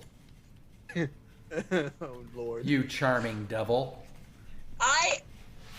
My cards just like purely were like, yes, you are a bard, bitch. What I was gonna say. I'm like, and we know what Lissa's gonna be now for sure. Oh yeah, no, I already said she's a bard. Like, plus fairies also get like additional things to the charisma and agility and whatnot. So Well, yeah, go figure. I already Meanwhile- had this planned out. Meanwhile, But this I'm is just enforcing that decision. nice. Meanwhile, I'm just a disastrous mutt.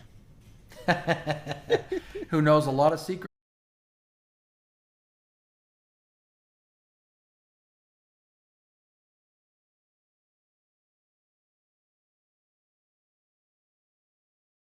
Daddy, it's not sugar daddy. It's just daddy. Oh, goodness gracious. Oh hey, daddy. Hey, daddy, I need more money from you. Oh, man. Your special I'll item is reveal now your- a wallet. Or I'll reveal. Oh, God. No, I was gonna say, give me more money, Dad, or I'm going to reveal all your other recent debaucheries with the local women. That's right. That's one of the secrets he knows. Oh, dear. Let's go to Florida, man. You have 2 blacks, 2 reds.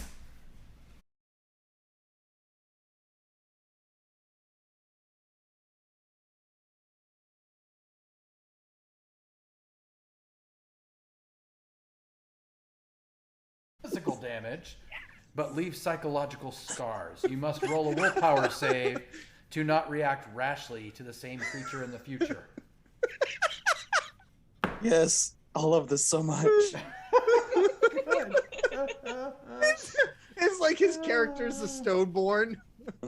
Instantly sees a horse because a horse freaking kicked him one day. No, I'm actually an ogre. Ogre, not Oh, stoneborn. Lord, that's even better. Sees horses, instantly goes on a murderous rampage. Please tell me he's a himbo barbarian.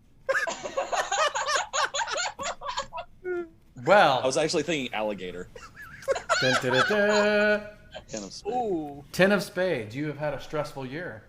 You had a particularly gruesome year that's left you frazzled in some way. Lose an attribute point from any attribute that's above 1. Well, Daddy did get put in jail for losing his mind. And I was attacked by a gator. Aw. That's true. Are there gators in this world? Truth be But- told. Did he lose his hand like Loki did?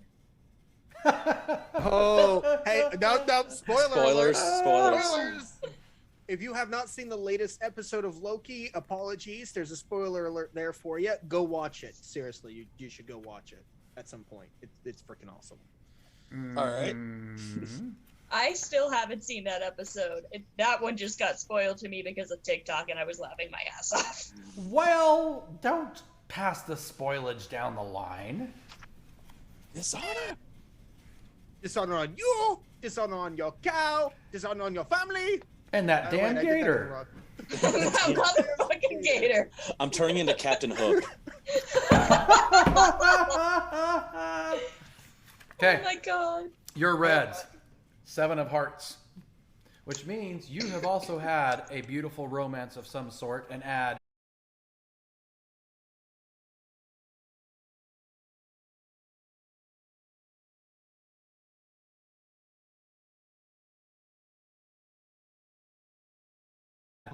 He's Davy Jones. Oh, there you go. Queen of Hearts. You are a natural talent. You have a knack for excelling at your trade. You're going to add +2 to any 2 of your class skills, which we will get to in just a moment once you choose classes. So,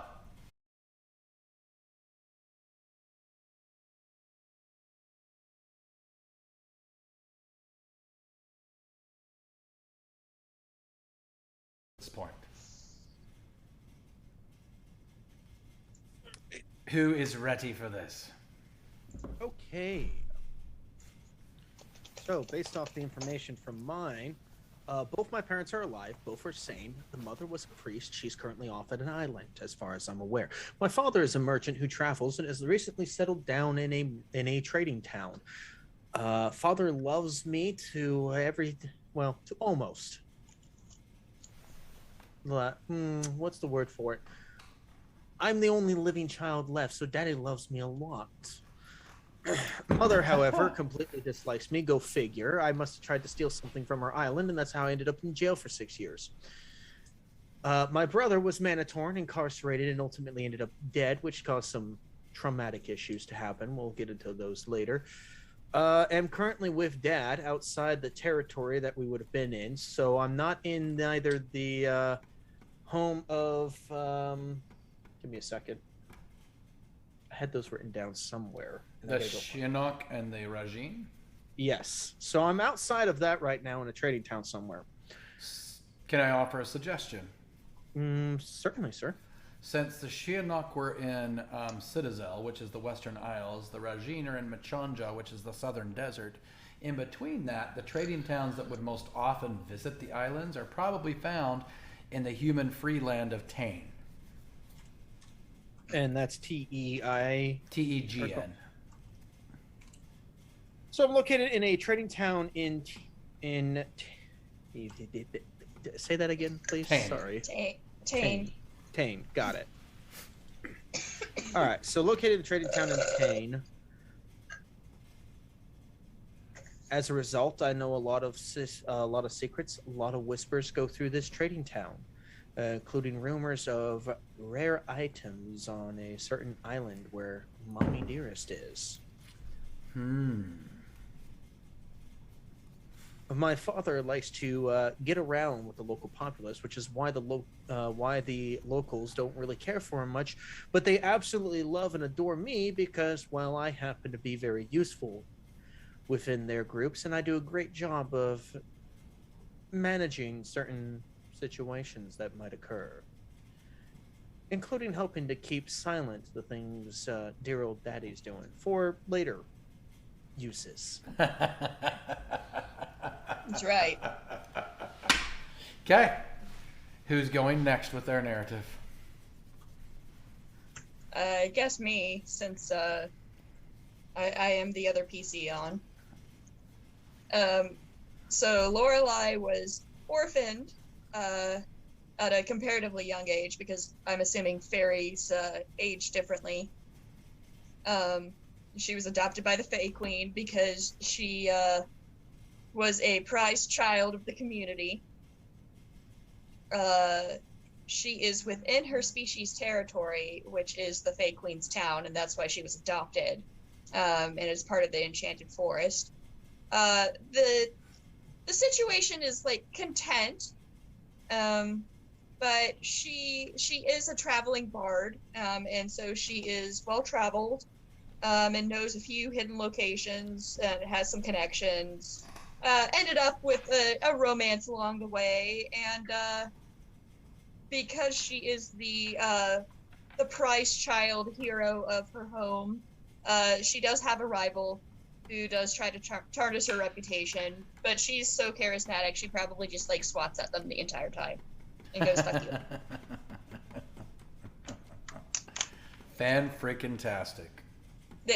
Her rival probably has a Napoleon complex because fairies are tiny and mischievous, and they're smaller than her, and that's part of why they don't like her. Fantastic. So, while we hear Florida Man's narrative, players, go to page 51 in the manual, 58 PDF. This is the advantages and disadvantages. You can take as many as you want of any of them as long as the total is 0. There is a contingency that if you can't quite even them out, you can make up the difference by either losing or gaining skill points as long as the narrator allows it. So start choosing those while the narrator tells us about Florida Ogre. Yes. Florida Man. A mighty ogre from the city of Sanctuary in Budgewick. The child of a royal father and a priestly mother.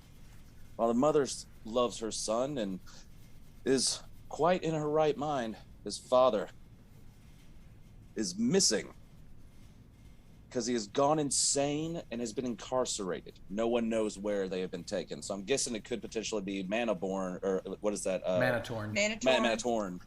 Manatorn from trying to drink the magic lake. Oh, nice. Love it.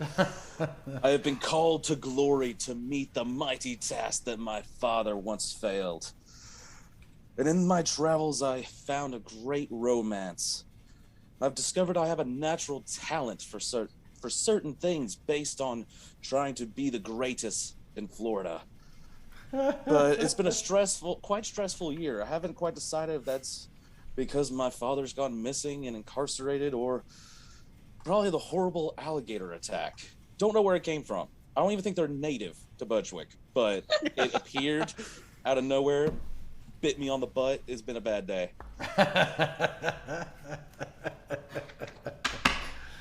Fan-freaking-tastic. I love it. Okay, so once again, advantages and disadvantages. And these are just the start. If you can come up with an advantage and disadvantage that your narrator approves of, we encourage you to do so as well, as long as the point values are equivalent to some of the bonuses you're getting there. I'll tell you some that come in quite handy for story purposes are things like compulsive. And you get to decide what your character is compulsive about, and it can be anything. I had a character once who had to make sure anytime he saw shoes, they were lined up in the right order. Nice. So, quick question. Yes. Did we roll for what our character's position was in society? No.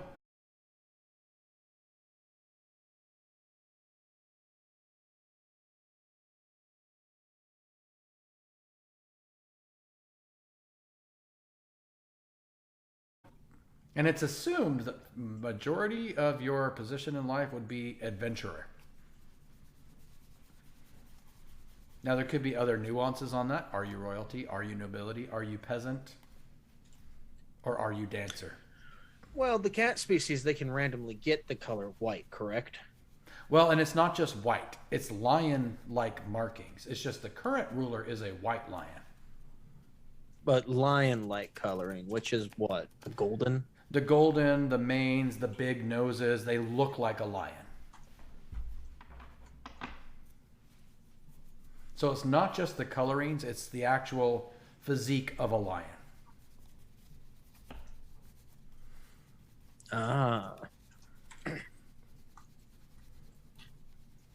I've already decided that her compulsive is because she is a bard. She has to make a willpower roll to avoid flirting. A compulsive flirt. That is the first time someone has had the guts to do it, and I love it.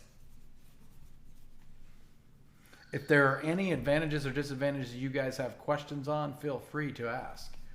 And as soon as you have decided what makes sense for your character's personality as natural strengths and weaknesses, we choose your class.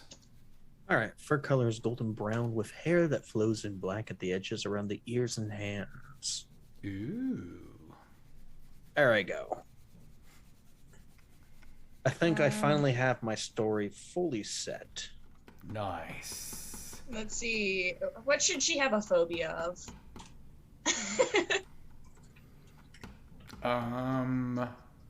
Swamp ogres. Just kidding. Oh Lord, that would be a. That would be fucking hilarious.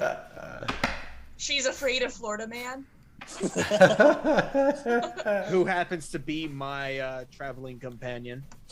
Oh no, I already have a plan for Florida man. Yeah, okay. So, She's afraid of alligators. There you go. so for the advantages and disadvantages, again, you said how many do we get? As many as you want, as long as the total is 0.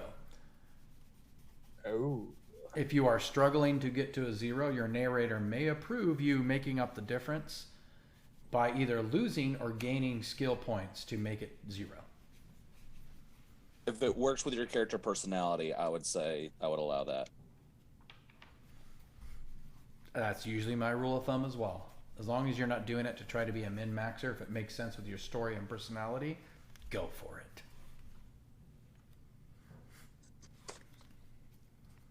I will tell you one I've had a lot of fun with as a disadvantage is impulsive. Any of you who have watched our Saturday in-house game, for the first time in forever, I am playing a himbo. I am normally not that character. Oh wait, I meant impulsive, not compulsive. I was looking at that part. Ah, well, impulsive is impulsive in general. Compulsive would be about something specific like flirting. So my giant character is impulsive and doesn't think before he acts ever. And you know what I'm talking about, Lissa, watching that game. Yes. Let's run into the wall. Yeah, it was fun. Great. I threw myself at the wall and it worked. It did. Yeah, not gonna deny that one. Somebody mentioned the magic breadsticks I was carrying, so I grabbed one and bit it just because they mentioned it.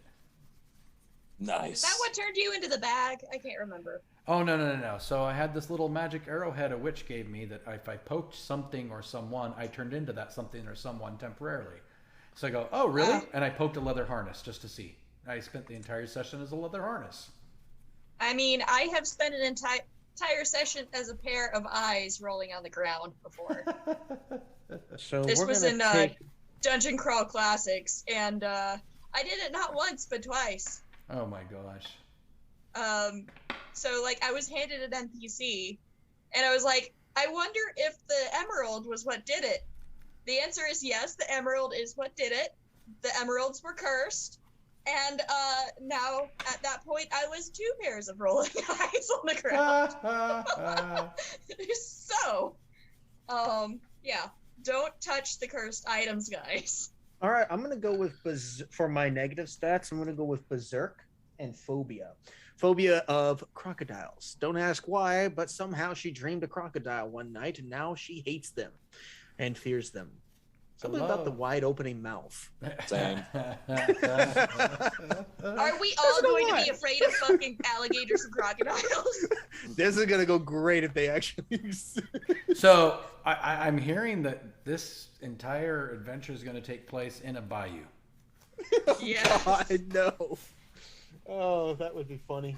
No, it's like the prince. It's like we end up meeting that prince. The prince has a pet alligator. Mm. And I go berserk in the process somehow. Sorry about your alligator. It's dead. Just for creativity, I'm gonna in this I'm gonna call them crocodigators. because you don't There you know go. if they're fresh There you or go. salt. They exist in everywhere. I accept.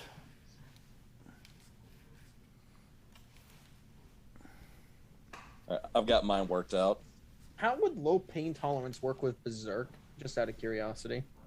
Let me answer that question before you tell us how you got yours worked out. So low pain tolerance with Berserk. Okay, so your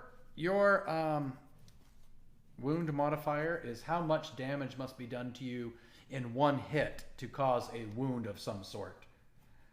So that would be, now you have a big scar there because, wow, they did a lot of damage in that one hit. Or if it gets worse than that, now you have an injured leg that has to be healed in some way beyond just your life points. And your unconscious rating is the number under which you fall to go unconscious. So Berserk is within 5 LP of that unconscious rating. Since it's now +2, that 5 would move up. It would be an equivalent of within 7 of your other unconscious rating. So that 5 still stays above it by 5. I've got mine figured out now as well. Okay, let's go to Gatorman first, and then we'll come back to you, Lissa. Well, of course, being Faridaman, they're impulsive. You must make a successful willpower roll to avoid jumping into things blindly, which I'm assuming is seeking glory. Absolutely. Another disadvantage I took was gullible. You have a -4 modifier to willpower rolls to resist any form of persuasion, which is essentially, I dare you to do this. And I'm like, oh, it's on. Hold my beer. Can I just... Oh my gosh. Okay. I swear, if he doesn't say "hold my beer," "hold my ale" when he does it, He gets you're negatives. doing it wrong. He gets Yeah, negatives he right gets a there. disadvantage. all right. For advantages, I chose, let's see, high pain tolerance, because if you're going to be dumb, you got to be tough. Cambo. So got to add 2 to wound threshold and a -2 from unconscious rating. Yep. And those will make more sense in just a second. And I also chose rapid healer. You healed 2d4. I'm assuming it's from all of, I don't know. Yes, you say beer, you could say bath salts, whatever is running through this ogre's veins. Oh my gosh. You seriously went there. Okay, Alyssa. Okay, so let's start with advantages first. She has Jack of all trades. So she starts with an additional 1d4 skill point, and whenever she levels up, she gets another one. She also has photographic memory, so she remembers anything she sees or reads. However, her disadvantages are she is compulsive, and she must roll a willpower save against flirting. She also has a phobia of, what'd you say, crocodigators? Crocodigators. She has a phobia of crocodigators, and she also is impulsive. So she has to do a willpower roll to avoid jumping into things blindly. So she's smart, but she has like absolutely no fucking common sense. Nice. Very, very nice. She's book smart, not street smart. That is completely okay. And this is why she's the hero and knows all this shit. Like, she just remembers where these things are. Like, oh yeah, I accidentally derped and impulsively went down to see what the fuck that shiny thing was over there, and I happened to have found the speakeasy.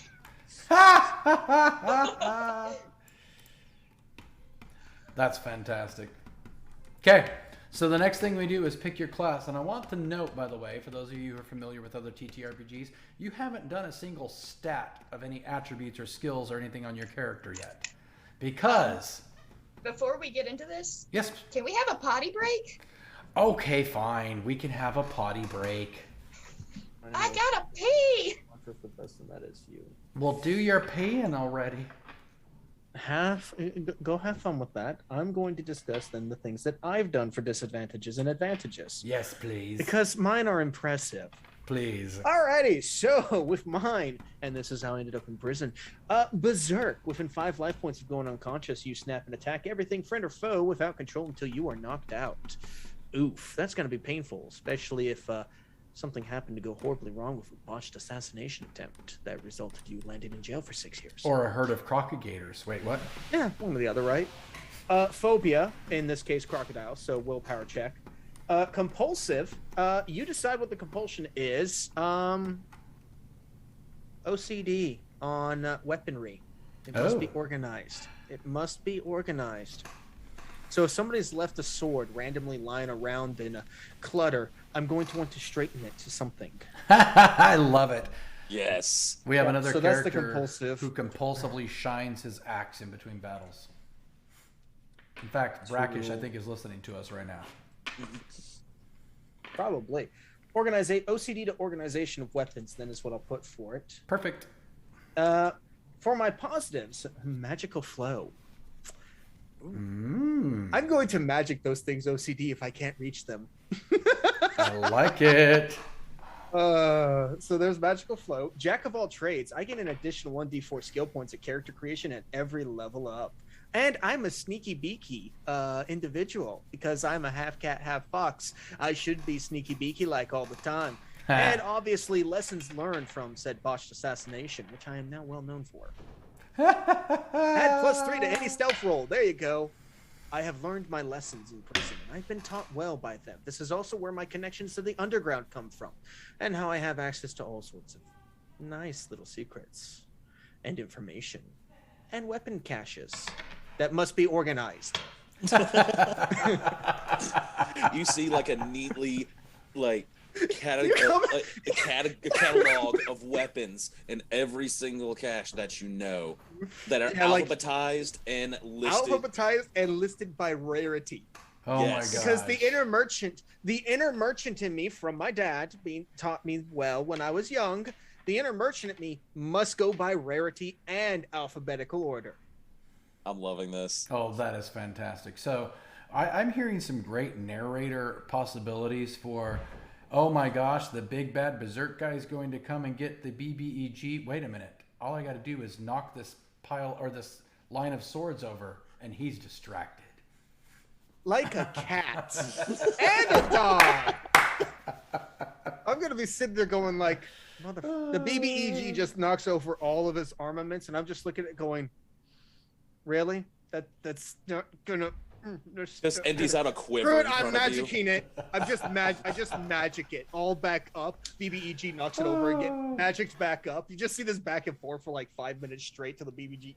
That is the end battle. Is just trying to organize the armory. I am just looking forward to that scene where that one guy is standing there and just poke. It's my character's deepest, darkest secret. Is the OCD. Nobody knows about it. Gosh. No one knows about it, but somehow the BBEG ends up finding out about it. I would say you your literally walk in there follower and knows. yeah, you literally walk in and the BBEG is just standing there and it's nothing but a room full of arms. The BBEG just pulls 2 ropes and all of it just clatters to the ground. Actually, hold on. I've got an idea. Roll a d12 for me real quick. Uh-oh. Oh Lord. Dun, Okay. dun, Okay. dun. Dun, dun, dun, dun. It begins. Let me It's know a if it's odd or 2. even. It's an even. Okay, your follower does know you have OCD. Yay! Oh, good. I can see this. Which makes sense because my follower also happened to be in prison with me for those 6 years. They Yes. were wrongfully imprisoned for a different reason, but we won't go into their backstory just yet. Of course, Yeah. everyone's wrongfully imprisoned. Sure. Something about smuggling certain illegal trades that aren't actually illegal in their opinion. Well, Which goes along with the whole He was an merchant illegal crocodigator breeder.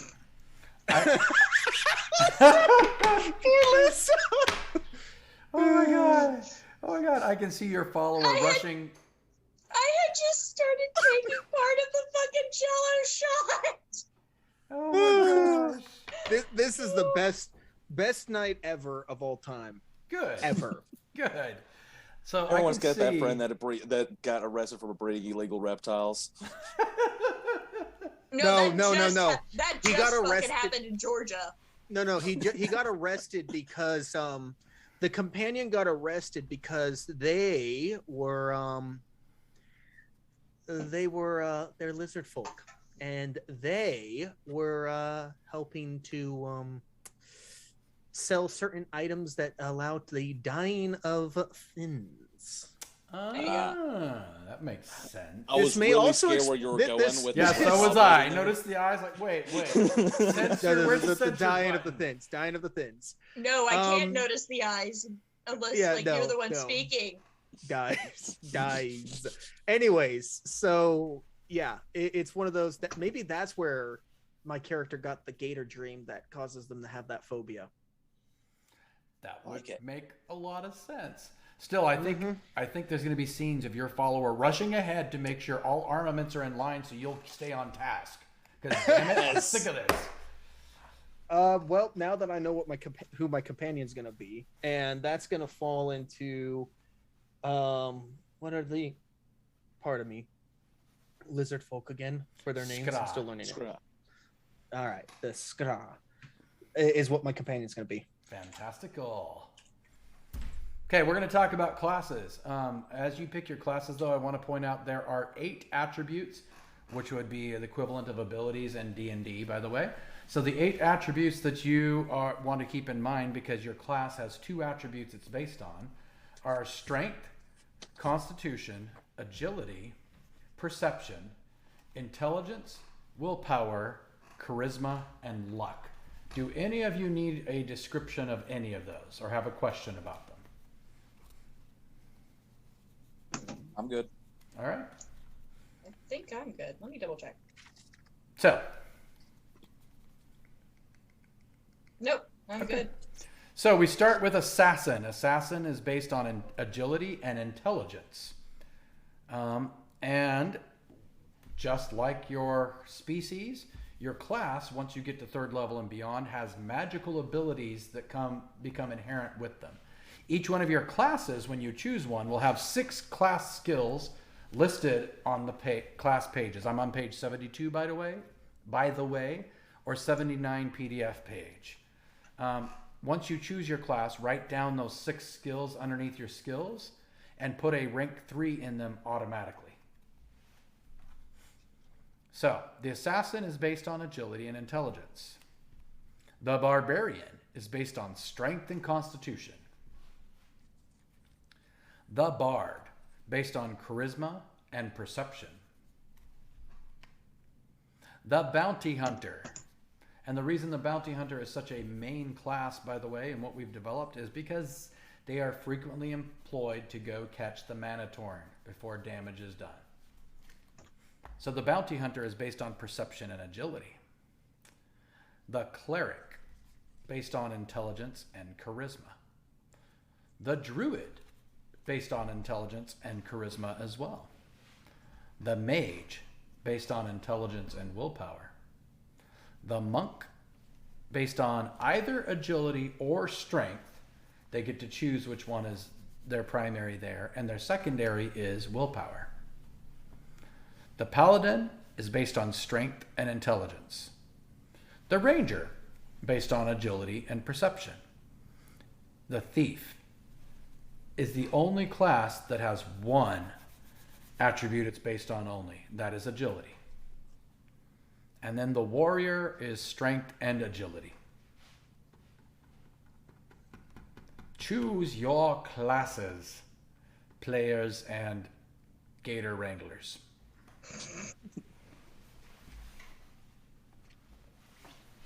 Well, I'm a bard. Are you sure? You're really sure? I can read them all again. No. I'm going to go with assassin. Where do I put this at exactly again? Up Oh, in the right the next to character race. sheet. Am I sure? Am I sure? I can't I wonder. see that. Yeah, no, she's definitely a bard. Oh, there we go. Yeah. Mm-hmm. That makes sense. All right. So write down the 6 skills that are listed underneath the skills box. And also write down your starting equipment. It is assumed if you are in this role, you have some equipment that you have collected and use frequently. Okay, so I just go down to, since I'm doing this, sorry, I'm thinking out loud. That's fine. I'm going to the audience. assassin skill, so I'm going to go to agility skills and then to intelligence skills, right? And how many skills do we pick? Okay, wait. Go back to the actual page where assassin is. So page 72 or PDF 79.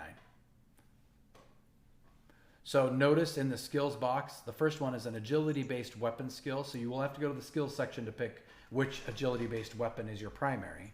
And then you write down stealth, traps, escape, alchemy, and streetwise. And those are skills you automatically have. Okay, so agility-based weapon skill, stealth, traps, and escape then. Got it. And alchemy and streetwise under intelligence. Where's this on the fillable sheet? Let me pull it up and find out. Under the what, the PDF? The fillable sheet. I've got the PDF pulled up. Fillable sheet under skills. It's literally under name. If you hit the drop-down item on it, drop-down menu tells you all of the different skills that are available, just not specific to the class that you choose. No, as far as I can tell. So you're going to have to manually input those. I'm fucking blind. Rupture character sheet, attributes, action stats, special abilities, and then skills is underneath that where you have the rank and successes and crit fails. There you go. And for Bard, you're going to choose Perform, Persuade, or Deception. And it's not that you might not have both, but are you somebody who is more apt to charm with the truth or with a lie? She'll use Persuade. Okay. Then Disguise. And under Perception, you have Detect, Deception, Discern, and Eavesdrop. Sounds like Lissa and my characters are going to get along greatly. Oh yeah. She's gonna sit there and just be like, I'm calling you on your shit. I don't see Streetwise. Is it not in the list?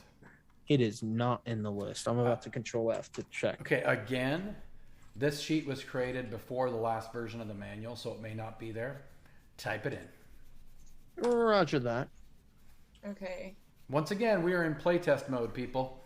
Yep, this is why we have the tests. Absolutely. Input must fall within specified range. Uh-oh, character sheet did not like that. Okay, so go to the tab down at the bottom that says lists. Yeah. Go to where it says skills on column F, write it in. And then it'll be in the specified list because that's where it gets its list from.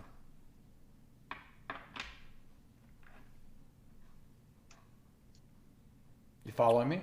Walk me through that again, please. Okay, on the fillable sheet. Yes, character sheet page 1, 2, or 3, or on lists. Lists. Okay. And then there's a list of all the skills. Go type in the one that's missing on the bottom of that list, and it'll be added to your drop-down menu. Okay, it is now added. Now you may select it, sir.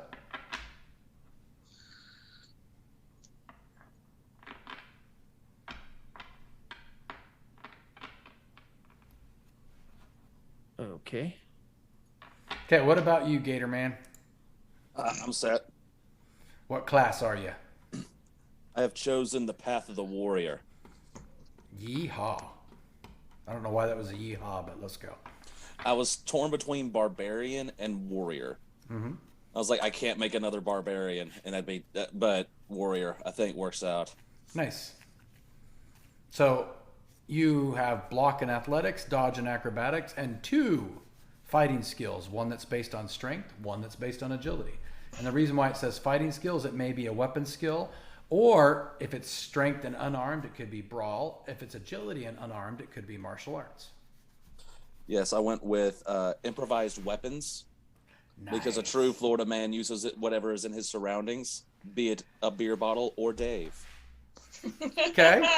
And your agility-based one? Oh no! Oh no! I have tiny creature. I have tiny creature. Oh, Am I gonna be the one that's eaten? No, I went basic for that one. I went the long blade. Perfect. So I want to point out, the more you are creating Florida Man, the more you're reminding me of my giant character that was not meant to be a Florida Man. He has improvised weapon as well because he keeps forgetting where he puts his real weapons. That's how he got attacked by the Crocagator. Was he tried to use the Crocagator as a weapon and it backfired? Oh my gosh. We have a scene that the artists are drawing in the book where my giant himbo is using 2 of the bigger scorpions as weapons against the smaller scorpions. Yes.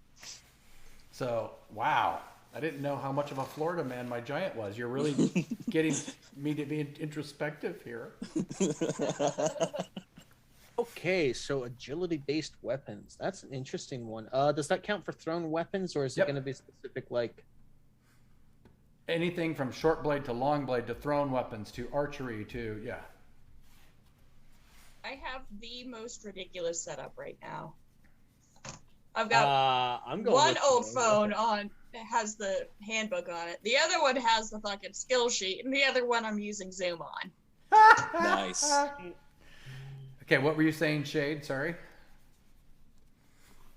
I'm going to roll a die real quick. I am deciding fates by being chaotic. Moo-ha-ha-ha. I love it. Odds. So it's going to be long blade or it's going to be short blade, not thrown weapons. Okay, so which of So them?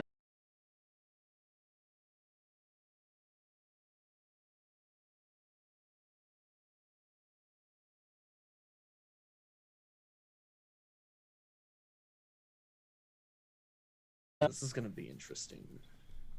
I'm liking how it's fleshing out. So once you guys have your classes, have written your class skills down, and have put a rank of 3 in each of them, it's time for attributes and the age-old debate. Do you roll them or do you point by them? This is a completely narrator thing. I'm going to leave it up to you. I will tell you the way we have point by versus roll in here. Point by is very easy. There's no formulas. It's 1 for 1. And your point by is going to be a little bit above average of what you would roll if it was dead average. Okay. I'll ask, which would y'all prefer? Would y'all prefer to roll them, or would I you? prefer rolling personally. Works for me. Okay, so for the rolling, what's the rolling one going to be numbered by? You're going to roll a d6. That's it. Oh, okay. Cool. I'll go with the rolling one. It's cool. Is it going to be 1d6 or multiple d6? Just 1d6. Okay, cool.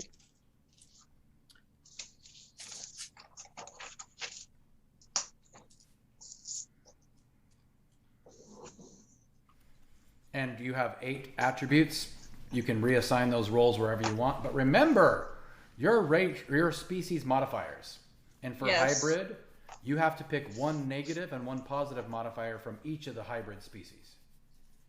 Perfect. Because each of them have at least 4 positives and negatives. Meaning 2 of each. Have at least 2 negatives and 2 positives. There you go. Oh, and you can't go below 1 on anything. Okay, I was gonna say, I'd hope. All right, so racial bonuses, obvious. Okay, so that's going to go back to the actual races, right? Or species, right? Species, yes. Okay, guess it's a good thing that I chose Chinook and Rajan together because they're right next to each other. Wait, Okay. so your standard is, it's a good thing I chose them because I don't have to turn the page as much. I mean, hey, that wasn't the intention in the first place, but it worked. I'll take it. I love it. You know, Oh, good lord. I like Pineapple's comment though. That's the best. what'd he say?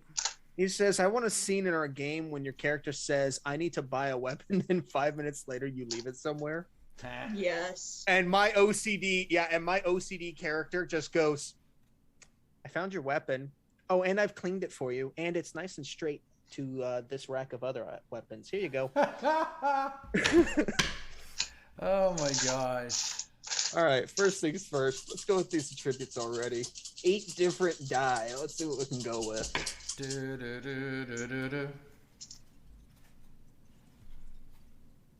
I'm rolling a lot of ones over here. Oh my goodness gracious. This is going to be amazing. I'm not so bad off yet, as far as the...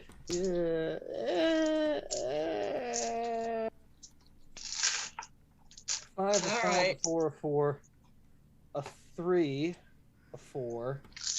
The handful of 6-sided die. And a 3. Okay, that's not too bad. Let's get that ASMR going, guys. So I will say, by the way, Doofus, this is all up to you as the narrator. If I have any of my players that rolls more than 3 ones, I let them do a total reroll if they choose. Wait. I'm gonna go with that option if that's allowed. Yeah, that's fine. Hey, we'll do that because I'm looking at this going. I rolled exactly 3 ones, but it fits the personality, so I'm keeping them. So guess what I just rolled? What? I rolled 4 6s. I love it. I rolled 4 6s, 2 4s, and 2 3s. My dice hate me. I have good ones, but I have really bad ones. Aww. Now, with the attribute modifiers, are you allowed to go over a 6 if you have those? With the modifiers, yes. Okay, just wanted to make sure. All right, I'm keeping this roll. Sorry. That's fine. I got 2 6s, 2 5s, 2 4s, a 3, and a 2. Awesome. I'll take that one. And then for a... That's better than it was. So you said for attribute modifiers, 2 positives and 2 negatives from both of them, right? No, 1 from each. Oh, only 1 from each? Yep, so that you have 2 positives and 2 negatives total.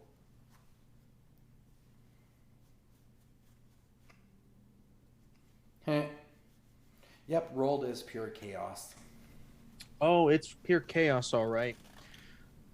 It's pure chaos in the form of odds are even on each one. Oh. Well, I get 1 positive, 1 negative, right? From each of the classes. From each of the species, yep. Yep, got my attributes worked out.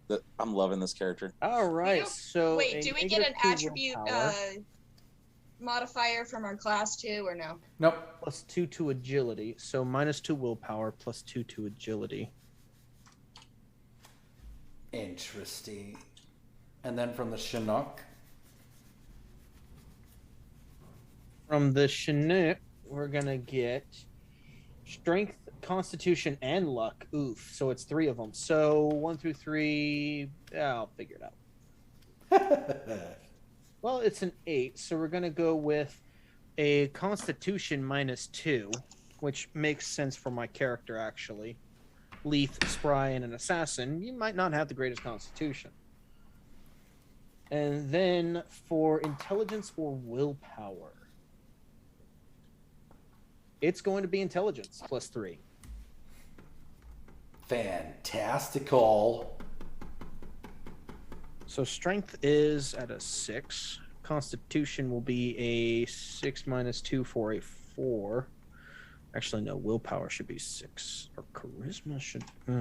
Decisions, right? As soon as you've got those fleshed out, let me know. We'll get the rest of your stats together. And once you get your skills and stuff, you're done.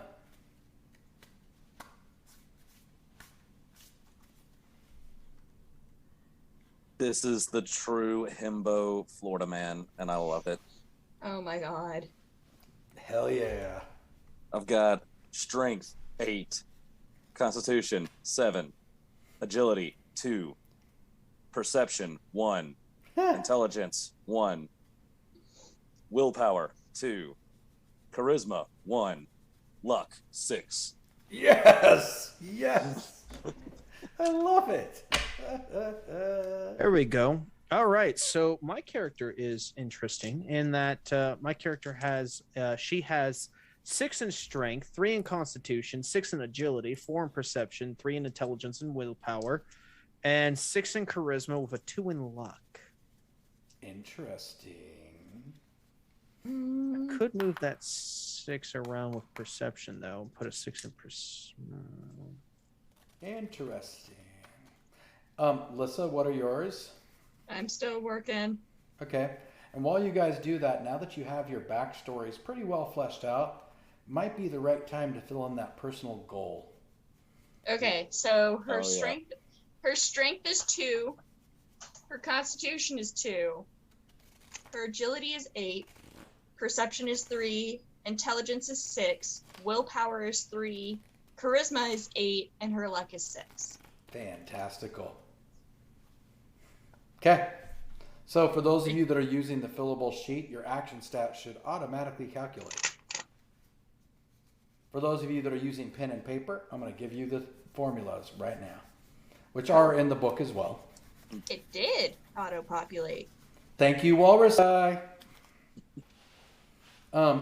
Initiative is agility plus perception plus intelligence divided by 3. Because how quick you respond is how quick are you, how observant are you, and how smart are you at processing what the hell's going on. Initiative 1. Whee! Initiative of 4, which... Initiative 5. Fantastic. Your life points is equal to 10 plus your constitution times 4. 18. I did intelligence plus 3, right? What's that? Okay, I have to redo a calculation because I mixed the numbers up by accident. So 10 plus constitution times 4. Mm-hmm. Intelligence should be at a 6, actually, because it had a plus 3 modifier, and I put a 3 to it. There we go. I'm sitting at a good 68 over here. Damn. Your constitution is what again? 7. That seems really high. Do you mind if I double check? Oh yeah. You said 10 plus your constitution times 4, or just the constitution times 4? Just the constitution times 4, and what then plus the 10. There we okay. go. I'm like, whoa, there we go. Yeah, I was sitting there thinking. Continue. 38, still good. Lissa, go read what Pineapple Dragon said on the stream. Oh yeah. Should have seen the poor fairies before we added the plus 10 as a base. You started with 4 to 8 health and hope you survived the first few levels. Yeah, it was really hilarious. This is again why we playtest people. Hey, Florida Gator Man goes and grabs Lissa's character, throws it. Lissa's character dies on impact. Jeez. Actually, just because of that, I may have to change Longblade to thrown weapons.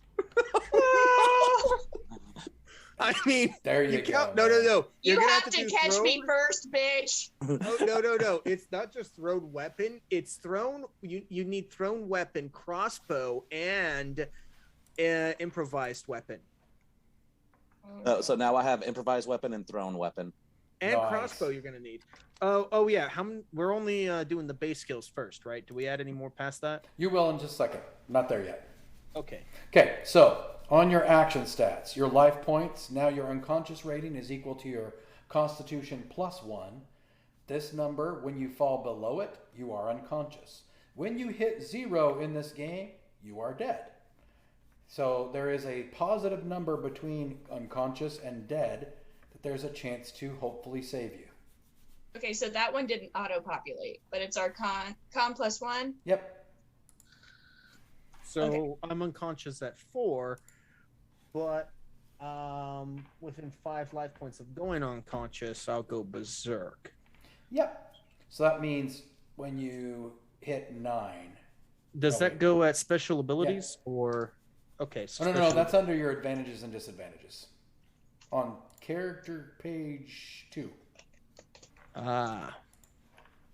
So, your healing rate is equal to your constitution divided by 2, rounded down. And this is how many life points you will gain back per hour of not strenuous, stressful activity. So that's a gain of 3. Right? I'm so glad I added the 6, or one of those 4 6s into my constitution. Because fairies get a -4 to their constitution. Well, so my healing rate is still 1. Yeah, that rate cannot go below 1, so no matter what you put there, it would still be 1. Your wound threshold. If you notice, there is a wound threshold number, and then there are 3 boxes saying level 1, level 2, level 3. So you can lose hit points by being poked to death, but not have any permanent wounds. You just lost life and have to gain it back. Or you could get hit really hard by Gator Man throwing somebody, and it would probably cause a wound. So your wound threshold is equal to your constitution, which means any attack that does more than that number causes a wound level. Wounds, even if you're at full life points, must be healed. At a level 1, it is a noticeable scar or wound of some sort. At a level 2, and level 1, it's a -1 to all actions till it gets healed. A level 2 wound is a -3, and a level 3 wound, I believe, is a -5. So this is, the level 3 wound is the equivalent of, oh, somebody broke your arm and it might fall off. Go get that fixed, please.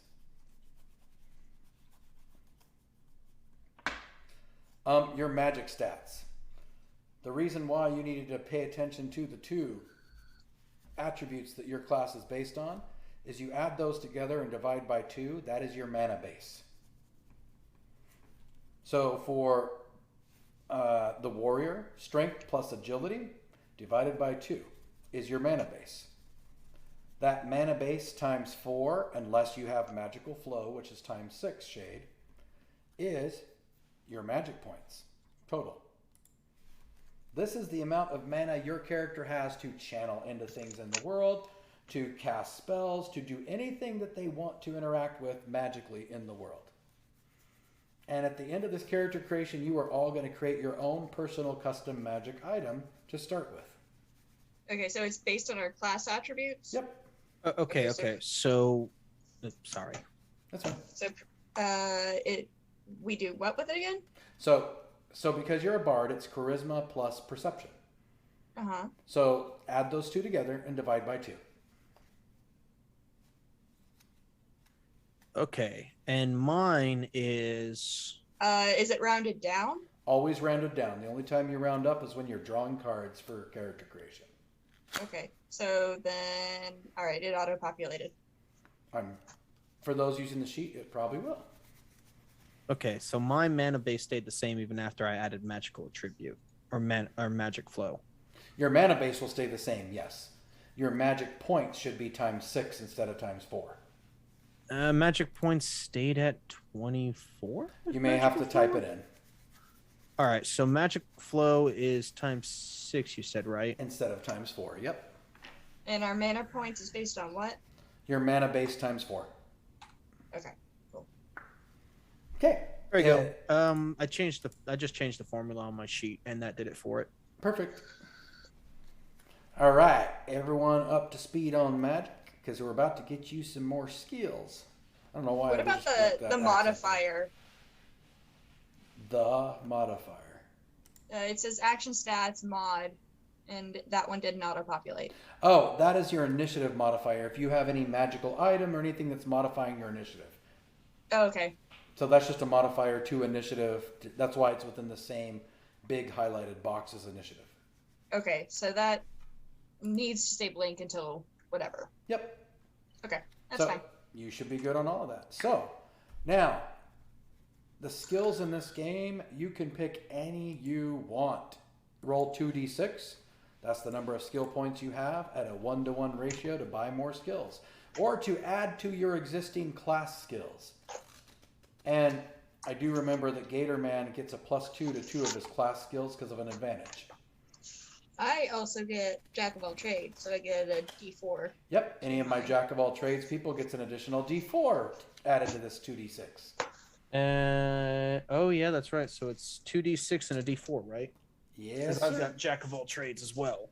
Yes, sir. And skills start on page 71, and they are conveniently separated into what attribute they fall under. And the reason why that's important is every single check in the game is a D12, plus the skill, plus the attribute. That's your roll. And that's it for almost every roll in the game. Okay, so that is 12 with the Jack of all trades, because I rolled a 6, a 4, and a 2. Fantastical. You have 12 points to buy any skills you want, or add to ones you already have. And I would pay attention as you're buying new skills to the attributes that you are already really well, you have a good number in.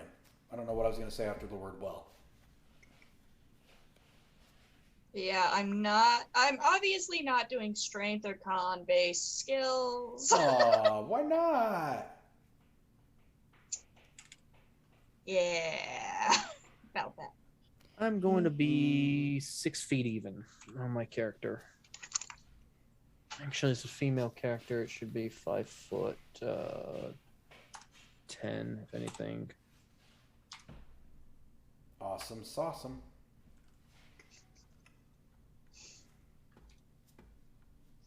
Okay.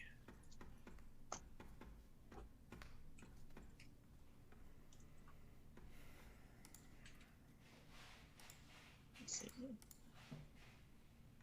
And then we still got to figure out my animal companion, my inherited item, and then figure out the stats for the scra. Yep.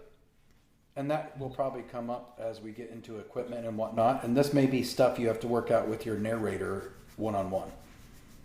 Mm-hmm. But at least you'll have a list of animals and other stuff that you can refer to. But go get your skills. Get them.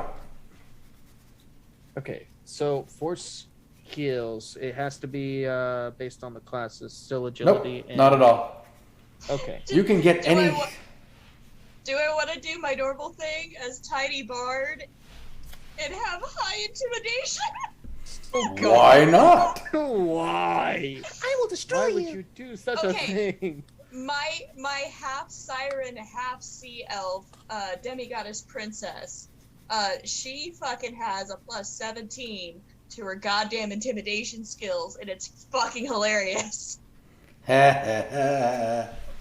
Fantastic. 5'5" and will cut your tongue out. Oh, happy day. A 6, a 5, and a 2 is what I got. Well, that's So- many points. So 13 points to stuff. Yes, sir. And in fact, one of the ways that Rupture is a very, very open system, there is no set, oh, if you're this, you have to be this, and you can only choose this. You choose whatever you want. One of my favorite tropes that we've come up with is the fairy barbarian who rides a chameleon into battle. I love this. Because why not? I might have to do that with the other fairy Eh, at Gen Con. I know that Pineapple Dragon at one point had a fairy that rode corgis because of the tradition of fairies riding corgis in Ireland. I love that. That's awesome. Though she won't be a barbarian. She'll be Moonborn. Fantastical.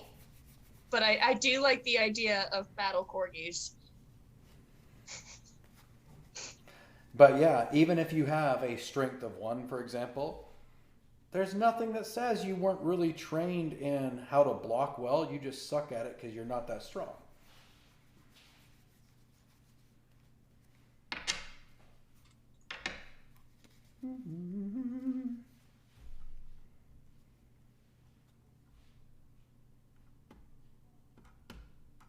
We can choose whatever skills we need, right? Anything you want, as long as you have points to put into it. And the ranks are 1-to-1. No complex formulations.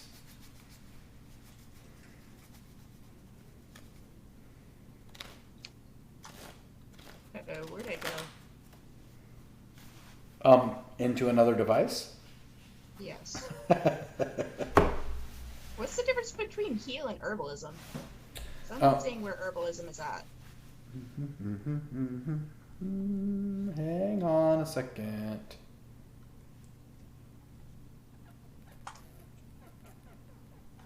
Herbalism is also under intelligence, page 88.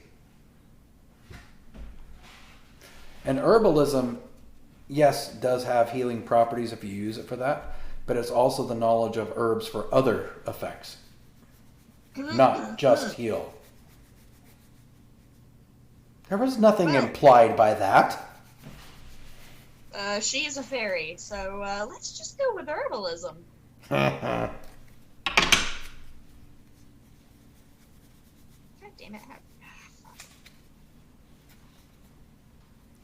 One thing to note, by the way, there are specific classes that specialize as a class skill in spell casting.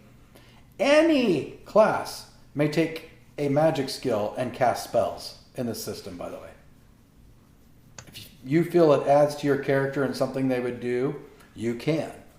So if you notice under the intelligence skills, it says magic skills, and it's got a whole chart of here's all the different types of magic you can know. You pick one of those as a skill if that's something you would like to cast. I'm sorry, I just had the... I'm looking at the skills, and I looked at archery, and I just had the image of a tiny little fairy with basically a toothpick flying at your eye. I love it. I love it. I love it.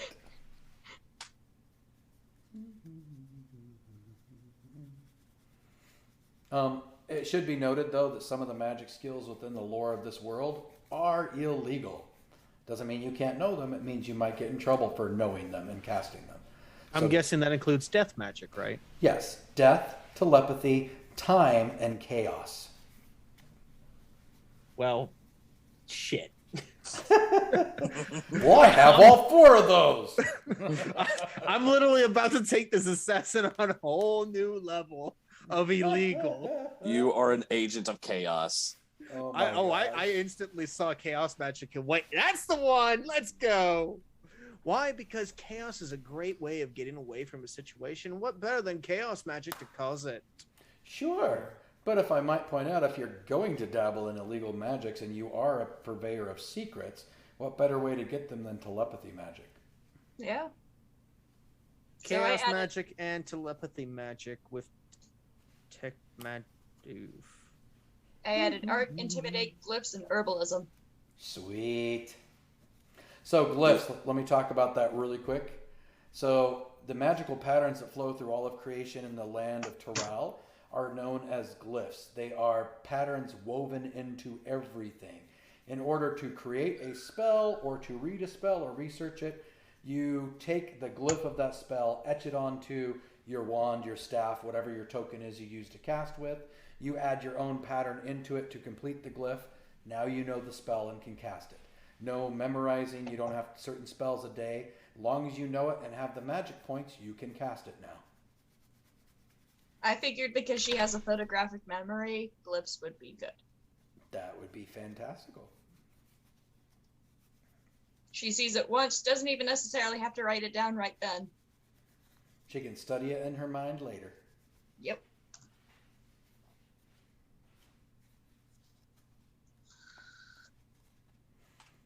All right, where are we at skill-wise, Shade? Alrighty, I'm going with conceal item. Hold up, I have to do one quick fix because I realized I had too many skills that I was going to have to try and dabble in. Oops. So we're going to run 1 skill point in conceal item, 1 in lockpick, 3 in linguistics, because as a merchant's daughter, I should definitely know linguistics. 2 in detect magic, 2 in eavesdrop, and then run a 3 in chaos and a 2 in telepathy magic. Nice. That means you start with a token that has 3 spells in each of those. So 3 chaos, order 1 spells, 3 telepathy, order 1 spells. Okay, where will I be putting those at? On number 3 of the sheet. Okay. But we will get to that. That's something I'm going to let you kind of do off of this, since you are the only spellcaster. Yeah, I gotcha. Groovy. I'll work with the narrator on that for sure then. Fantastic. Telepathy is awesome. Yeah. Oh my gosh, yes. Let's talk about legacy items. In Terral, because magic flows through everybody, as you use an item and it becomes special to you in your life, it starts to take on magical properties for you and you alone. And these are known as legacy items. Every player starts the game with one legacy item with a level 1 effect. So that could be it buffs or debuffs an attribute on you or someone else, buffs or debuffs a skill on you or someone else. It could cause damage, it can cause healing, it can add armor, or get creative. Some of the most fun ones I have seen is a legacy item that Pineapple Dragon had, for example, that he was a master chef and had an implement that could bring his creations to life as a creature. So he had a walking sandwich man. Oh, I remember you saying something about this on stream. Yep. Then, or another good example is an RPG Blenders game, Noob Mama, who was the one who rated us with 19 people tonight. Woohoo! She has a goblin who has a magical ladle, a soup ladle that she dips into, and when she pulls soup out from it, has random effects. And she doesn't even know what they are. She has a Wabajack soup ladle. Sure, I don't know what that word means, but I like it. It sounds yummy. It's from Skyrim. It is Shea Gorath's staff, and it has a random effect. So, like, you can point it at someone and it'll turn them into a rabbit, for example. Or it could summon a fucking dragon. Yep. You never fucking know. Hers is a little more minor than that, but they would drink the soup, and who knows what's going to happen. You might die, you might live, you might whatever. But yes, very, very similar. Or, for example, the himbo I keep referring to that's very similar to your Gator Man that I play, he worships the god of storms and thunder, Storak, and has armor that crackles with lightning anytime he yells, "Hail Storak," and does more damage as he punches people. It's been fucking great. Oh my gosh, yes. So come up with something creative and the item that you would attach this creative effect to. And as long as your narrator agrees, on page 164 or PDF 172, it is in the old manual listed as enchanted item leveling chart. It should say legacy item leveling chart. We just have not released the new manual that has that fixed yet. It will be released in the next couple days. But it has their level 1. Oh, and you must come up with a very special name for this item that would be something you would name it as a character. What would the legacy item of Florida Man be? I think it would be something of dumb luck that how the hell did he survive that? Personally? It's his lucky rabbit's foot. Oh my god. No, lucky gator tail or gator tooth. Which is hilarious considering he has a phobia of them. Just look down. All right, wish me luck. Right? Phoenix says his mailbox. Mailbox. Oh, there you go. The traffic cone wizard hat of dumb luck. Yes. The dunce cone of luck. Yes. Oh my god. Another cool one that Haplo did with Haplo. By the way, any of you viewers who have not, you should go check out Brackish and Haplo's fictional reality podcast. They were the first podcast to ever live play Rupture. Very, very grateful to them. But Haplo has a ring that was named after a dear departed loved one that he can more or less pray to and get some advice about decisions he's going to make. Ooh, hold on. The Twisted Tea of Omens. Oh, Lord Jesus Almighty. Fucking shit. Gosh. Like, let me see. Skill The official debuff. alcohol of BLM. Well, you could have the Swamp Lady's jar of dirt. Swamp I Lady's got a jar jar. of dirt. I got a jar of dirt. I don't know why. I'm just thinking of like the Water Boy, how he had the glacier water, but it's just swamp water. Oh, yeah. Yeah. But this item should very much be something that adds to the personality, the motives, and the personal goal of your character. And as you accomplish personal goals, the item levels up. As you level up, the item levels up. The level 4 and 5 effects that are listed on that chart, you do not have access to unless you level it up to that level by accomplishing a personal goal. So your effects can get up to level 3. Let's say you reach level 9, have not done anything to accomplish your personal goal. You may have 3 legacy items with level 3 effects, or a legacy item with 3 level 3 effects, because these items grow with you because of the magic you've attached to them. One thing to note, at the top underneath the limitations chart is the attunement cost. That, by the way, has been modified. So when you get the modified version, you're going to go up on your character sheet to the first page where it says magic points, current, and attuned. When you are attuned to a magical item so that it has an effect for you, those magic points are permanently attached to that item. When you de-attune from it, that item may not work for you again. So I have a question. Yes. Because the bard starts with an instrument of choice, could they have 2 instruments and one of them be their legacy item, or? Absolutely. Okay. It can be anything you want as long as your narrator approves. I know that, like, for example, my son in our game has a bard that he only chose the one instrument guitar, but it's a guitar that he can split into lightning swords. I don't know how that works physically yet. He's explained it to me 4 times. I still don't get it, but it's fun. Thinking. What? There's no thinking. Florida man's here. Yeah, what? Okay, but tiny ass fairy that has to stay away from Florida Man. And Assassin, who apparently has an error occur anytime he does +3 to stealth rolls on his advantages and disadvantages.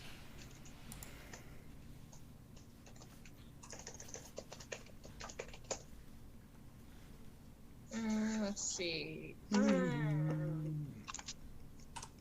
What's a fairy-like instrument? Oh, tuba. Clearly. No, it's a magical tuba that's weightless, only for her. But anybody else that picks it up is the equivalent of like trying to pick up a neutron star in the palm of their hand. The Melania of tubas. Yeah, I was gonna say, did you just create Thor's tuba? Pretty much, yeah. Yeah, no, literally, yeah. It'll be the equivalent of Thor's tuba. He who is not worthy picks up the tuba and instantly it launches them into the ground and rips a hole through their hand. Only the fairy can use it.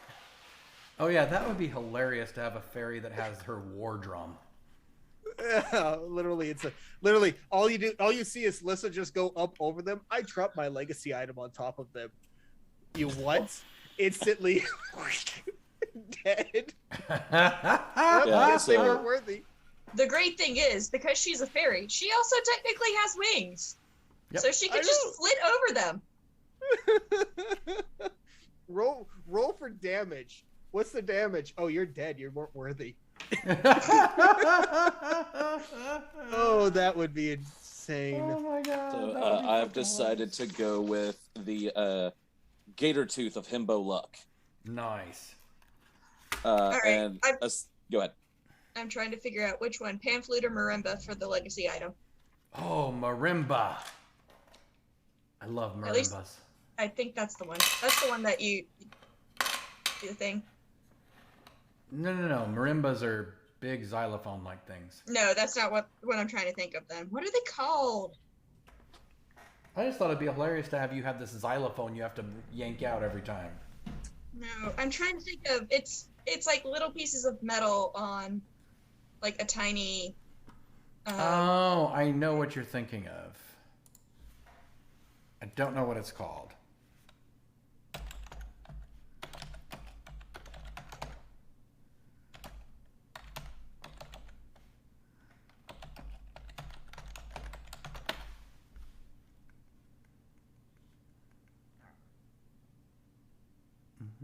But Okay. yes, this is amazing. So my legacy item, I want to have it be in tribute or a skill buff to stealth.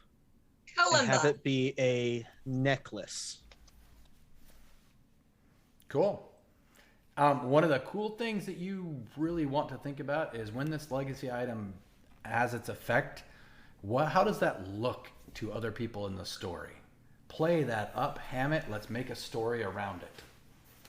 Oh, the item itself? Not the item, but the effect itself. The effect to it seems to cause a shadow to overcome my character as they are moving about when they activate it. Almost like they're there, but they're not really there. As it gets stronger, eventually comes to a point where they'll look at them, recognize she's there, but as soon as they turn away, they forget. Just like the silence. Ooh. The who? Mm-hmm. Starts out with just a shadow, but eventually turns into the, oh, crap, they're coming right at me. Wait, what was I thinking about? Oh, crap, they're right next to me. What was I? And you're dead. And nobody remembers her being there. So if you look at the chart, by the way, you do need to name the item. If you look at the chart, that would be a skill buff of +3, so you have another +3 to your stealth. Because it's a level 1, the limiters there would be you could use it 5 times a day. I would do it at the 5 times a day. Question is, where am I putting that at? That's just in the enchanted items, right? Yes. Again, that needs to be changed to say legacy items. All right, so attunement is level 1 though, right? Attunement would be, if you look at the chart right now, the way that it looks like 7. It's not actually 7. If you guys will hold on and put in your attunement cost, we'll get you the new manual within the next couple days that has the right one. Okay. So for the item, then we'll put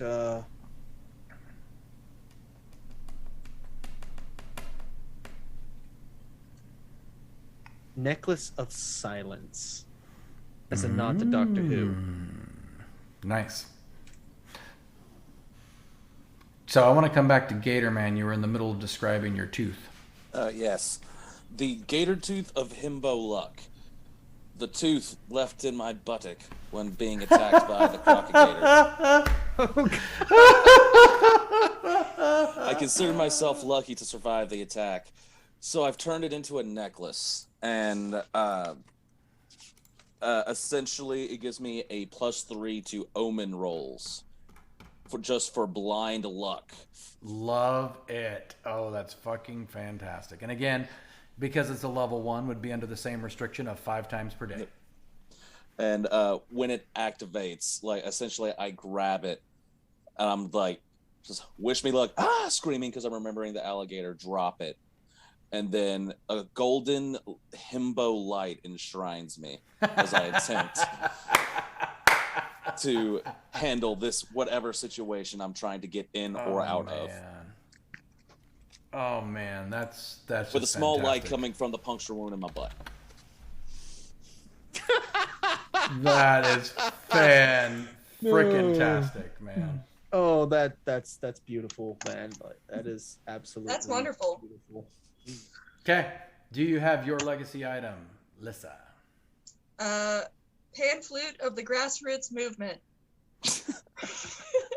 Oh, that's great. So, what it does is it helps with persuasion rolls.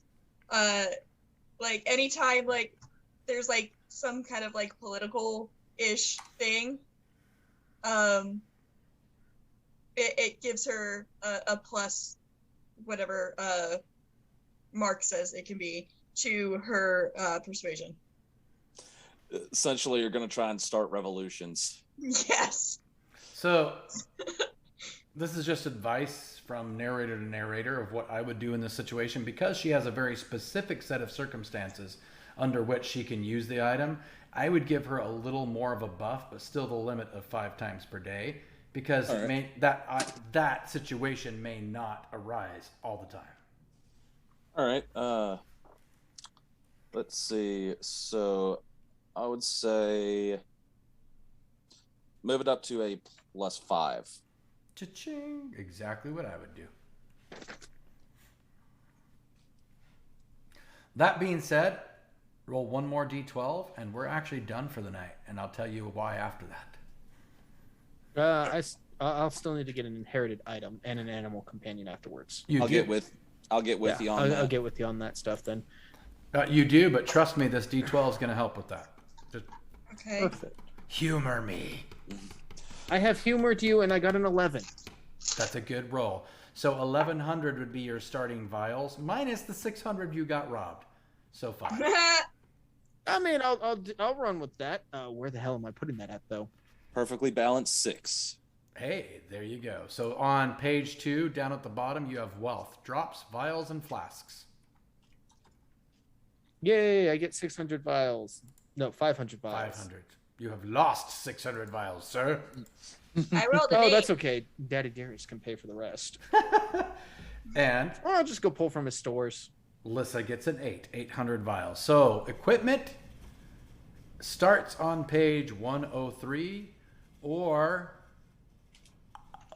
PDF page 111. It's pretty standard on how you buy equipment. You spend your money till it's gone and keep whatever you want otherwise. Also, the kits you got as your starting kits are detailed out here of what they actually contain.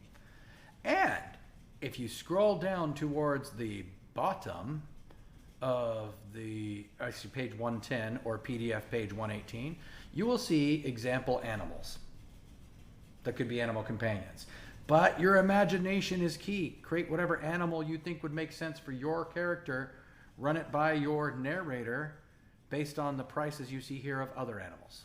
It would be fucking hilarious if his mount, or whatever the hell it is a giant alligator. Wait, who, mine? Yes. I can't. I have a phobia of alligators. Oh my gosh. So, But it can be a where exactly are the animals that I'm looking for right now? Dog, cat, bat. Okay. or anything your mind can conjure. That being said, we're actually going to call it a night because all you guys have to do is the equipment. And Shade, you do have spells to pick. I'm going to let your narrator do that. If you have any questions, feel free to ask me in the Discord. For those of you that have been watching us, thank you so very, very much. We are loving all the playtesting we're doing of Rupture. I would love to get you into being part of what's going on in the Rupture world. And if you go to rupturerpg.com right now and fill out to get updates on the Kickstarter. Just type in the chat, exclamation point, website. Hey, automation, what's that? How do M technology? It's not gonna work for you because I already did it and there's a timer. Oh, you kill me, sir. I literally had just hit exclamation website literally seconds before you did. But if you do it now, you should be able to get it to go. Well, I trust you. That being said, website's right there. If you go and sign up for updates, we are coming to Kickstarter in September. We actually have a special bonus for anybody that signs up before the Kickstarter launches. We will be giving you, once you make your pledge when the Kickstarter does launch, a copy of the Heaven's Curse Adventure, which introduces 2 playable classes that you will not get in any other way, and that is the Moonborn and the Sunborn class, which are very unique and special, not like any other class you've found in any other TTRPG. That being said, my friends and followers and lurkers and trolls, all of the above, thank you. Let's go create some epic stories together with Rupture RPG. Woo! Yee! Boop, boop, boop. You know, let me see if there's anyone online that I can raid. You know what? Let's raid Anime Daddy. Hey! Yay! We like Anime Is he Daddy. awake right now? That's the real question. That's the good question. We should probably check that before. Let me check Oh, no, real quick to see he's if on awake. with 28 people right now. Yeah, but He's he's been doing but- a streamathon. He is asleep. Oh. Well, He is currently sleeping. Yo, Chef Byers. who Oh is yeah, that? Chef Myers is a good one. Chef Byers is doing Dungeons and Dragons himself right now, actually. CHEF CHEF_BYERS. BYERS. And we raid the buyers. By the way, thank you guys. Thank you for letting me be part of your character creation. I cannot wait to see how much you break Doofus. I just want look to forward say to thank you for having me here, you guys. This is absolutely Oh, yeah. fantastic. I haven't had a D&D group since I left my IRL one. Wow. So Well, yeah, that I'm was hoping about. if we like the story, we can actually keep doing it for a while. Yeah. Schedule's pending. But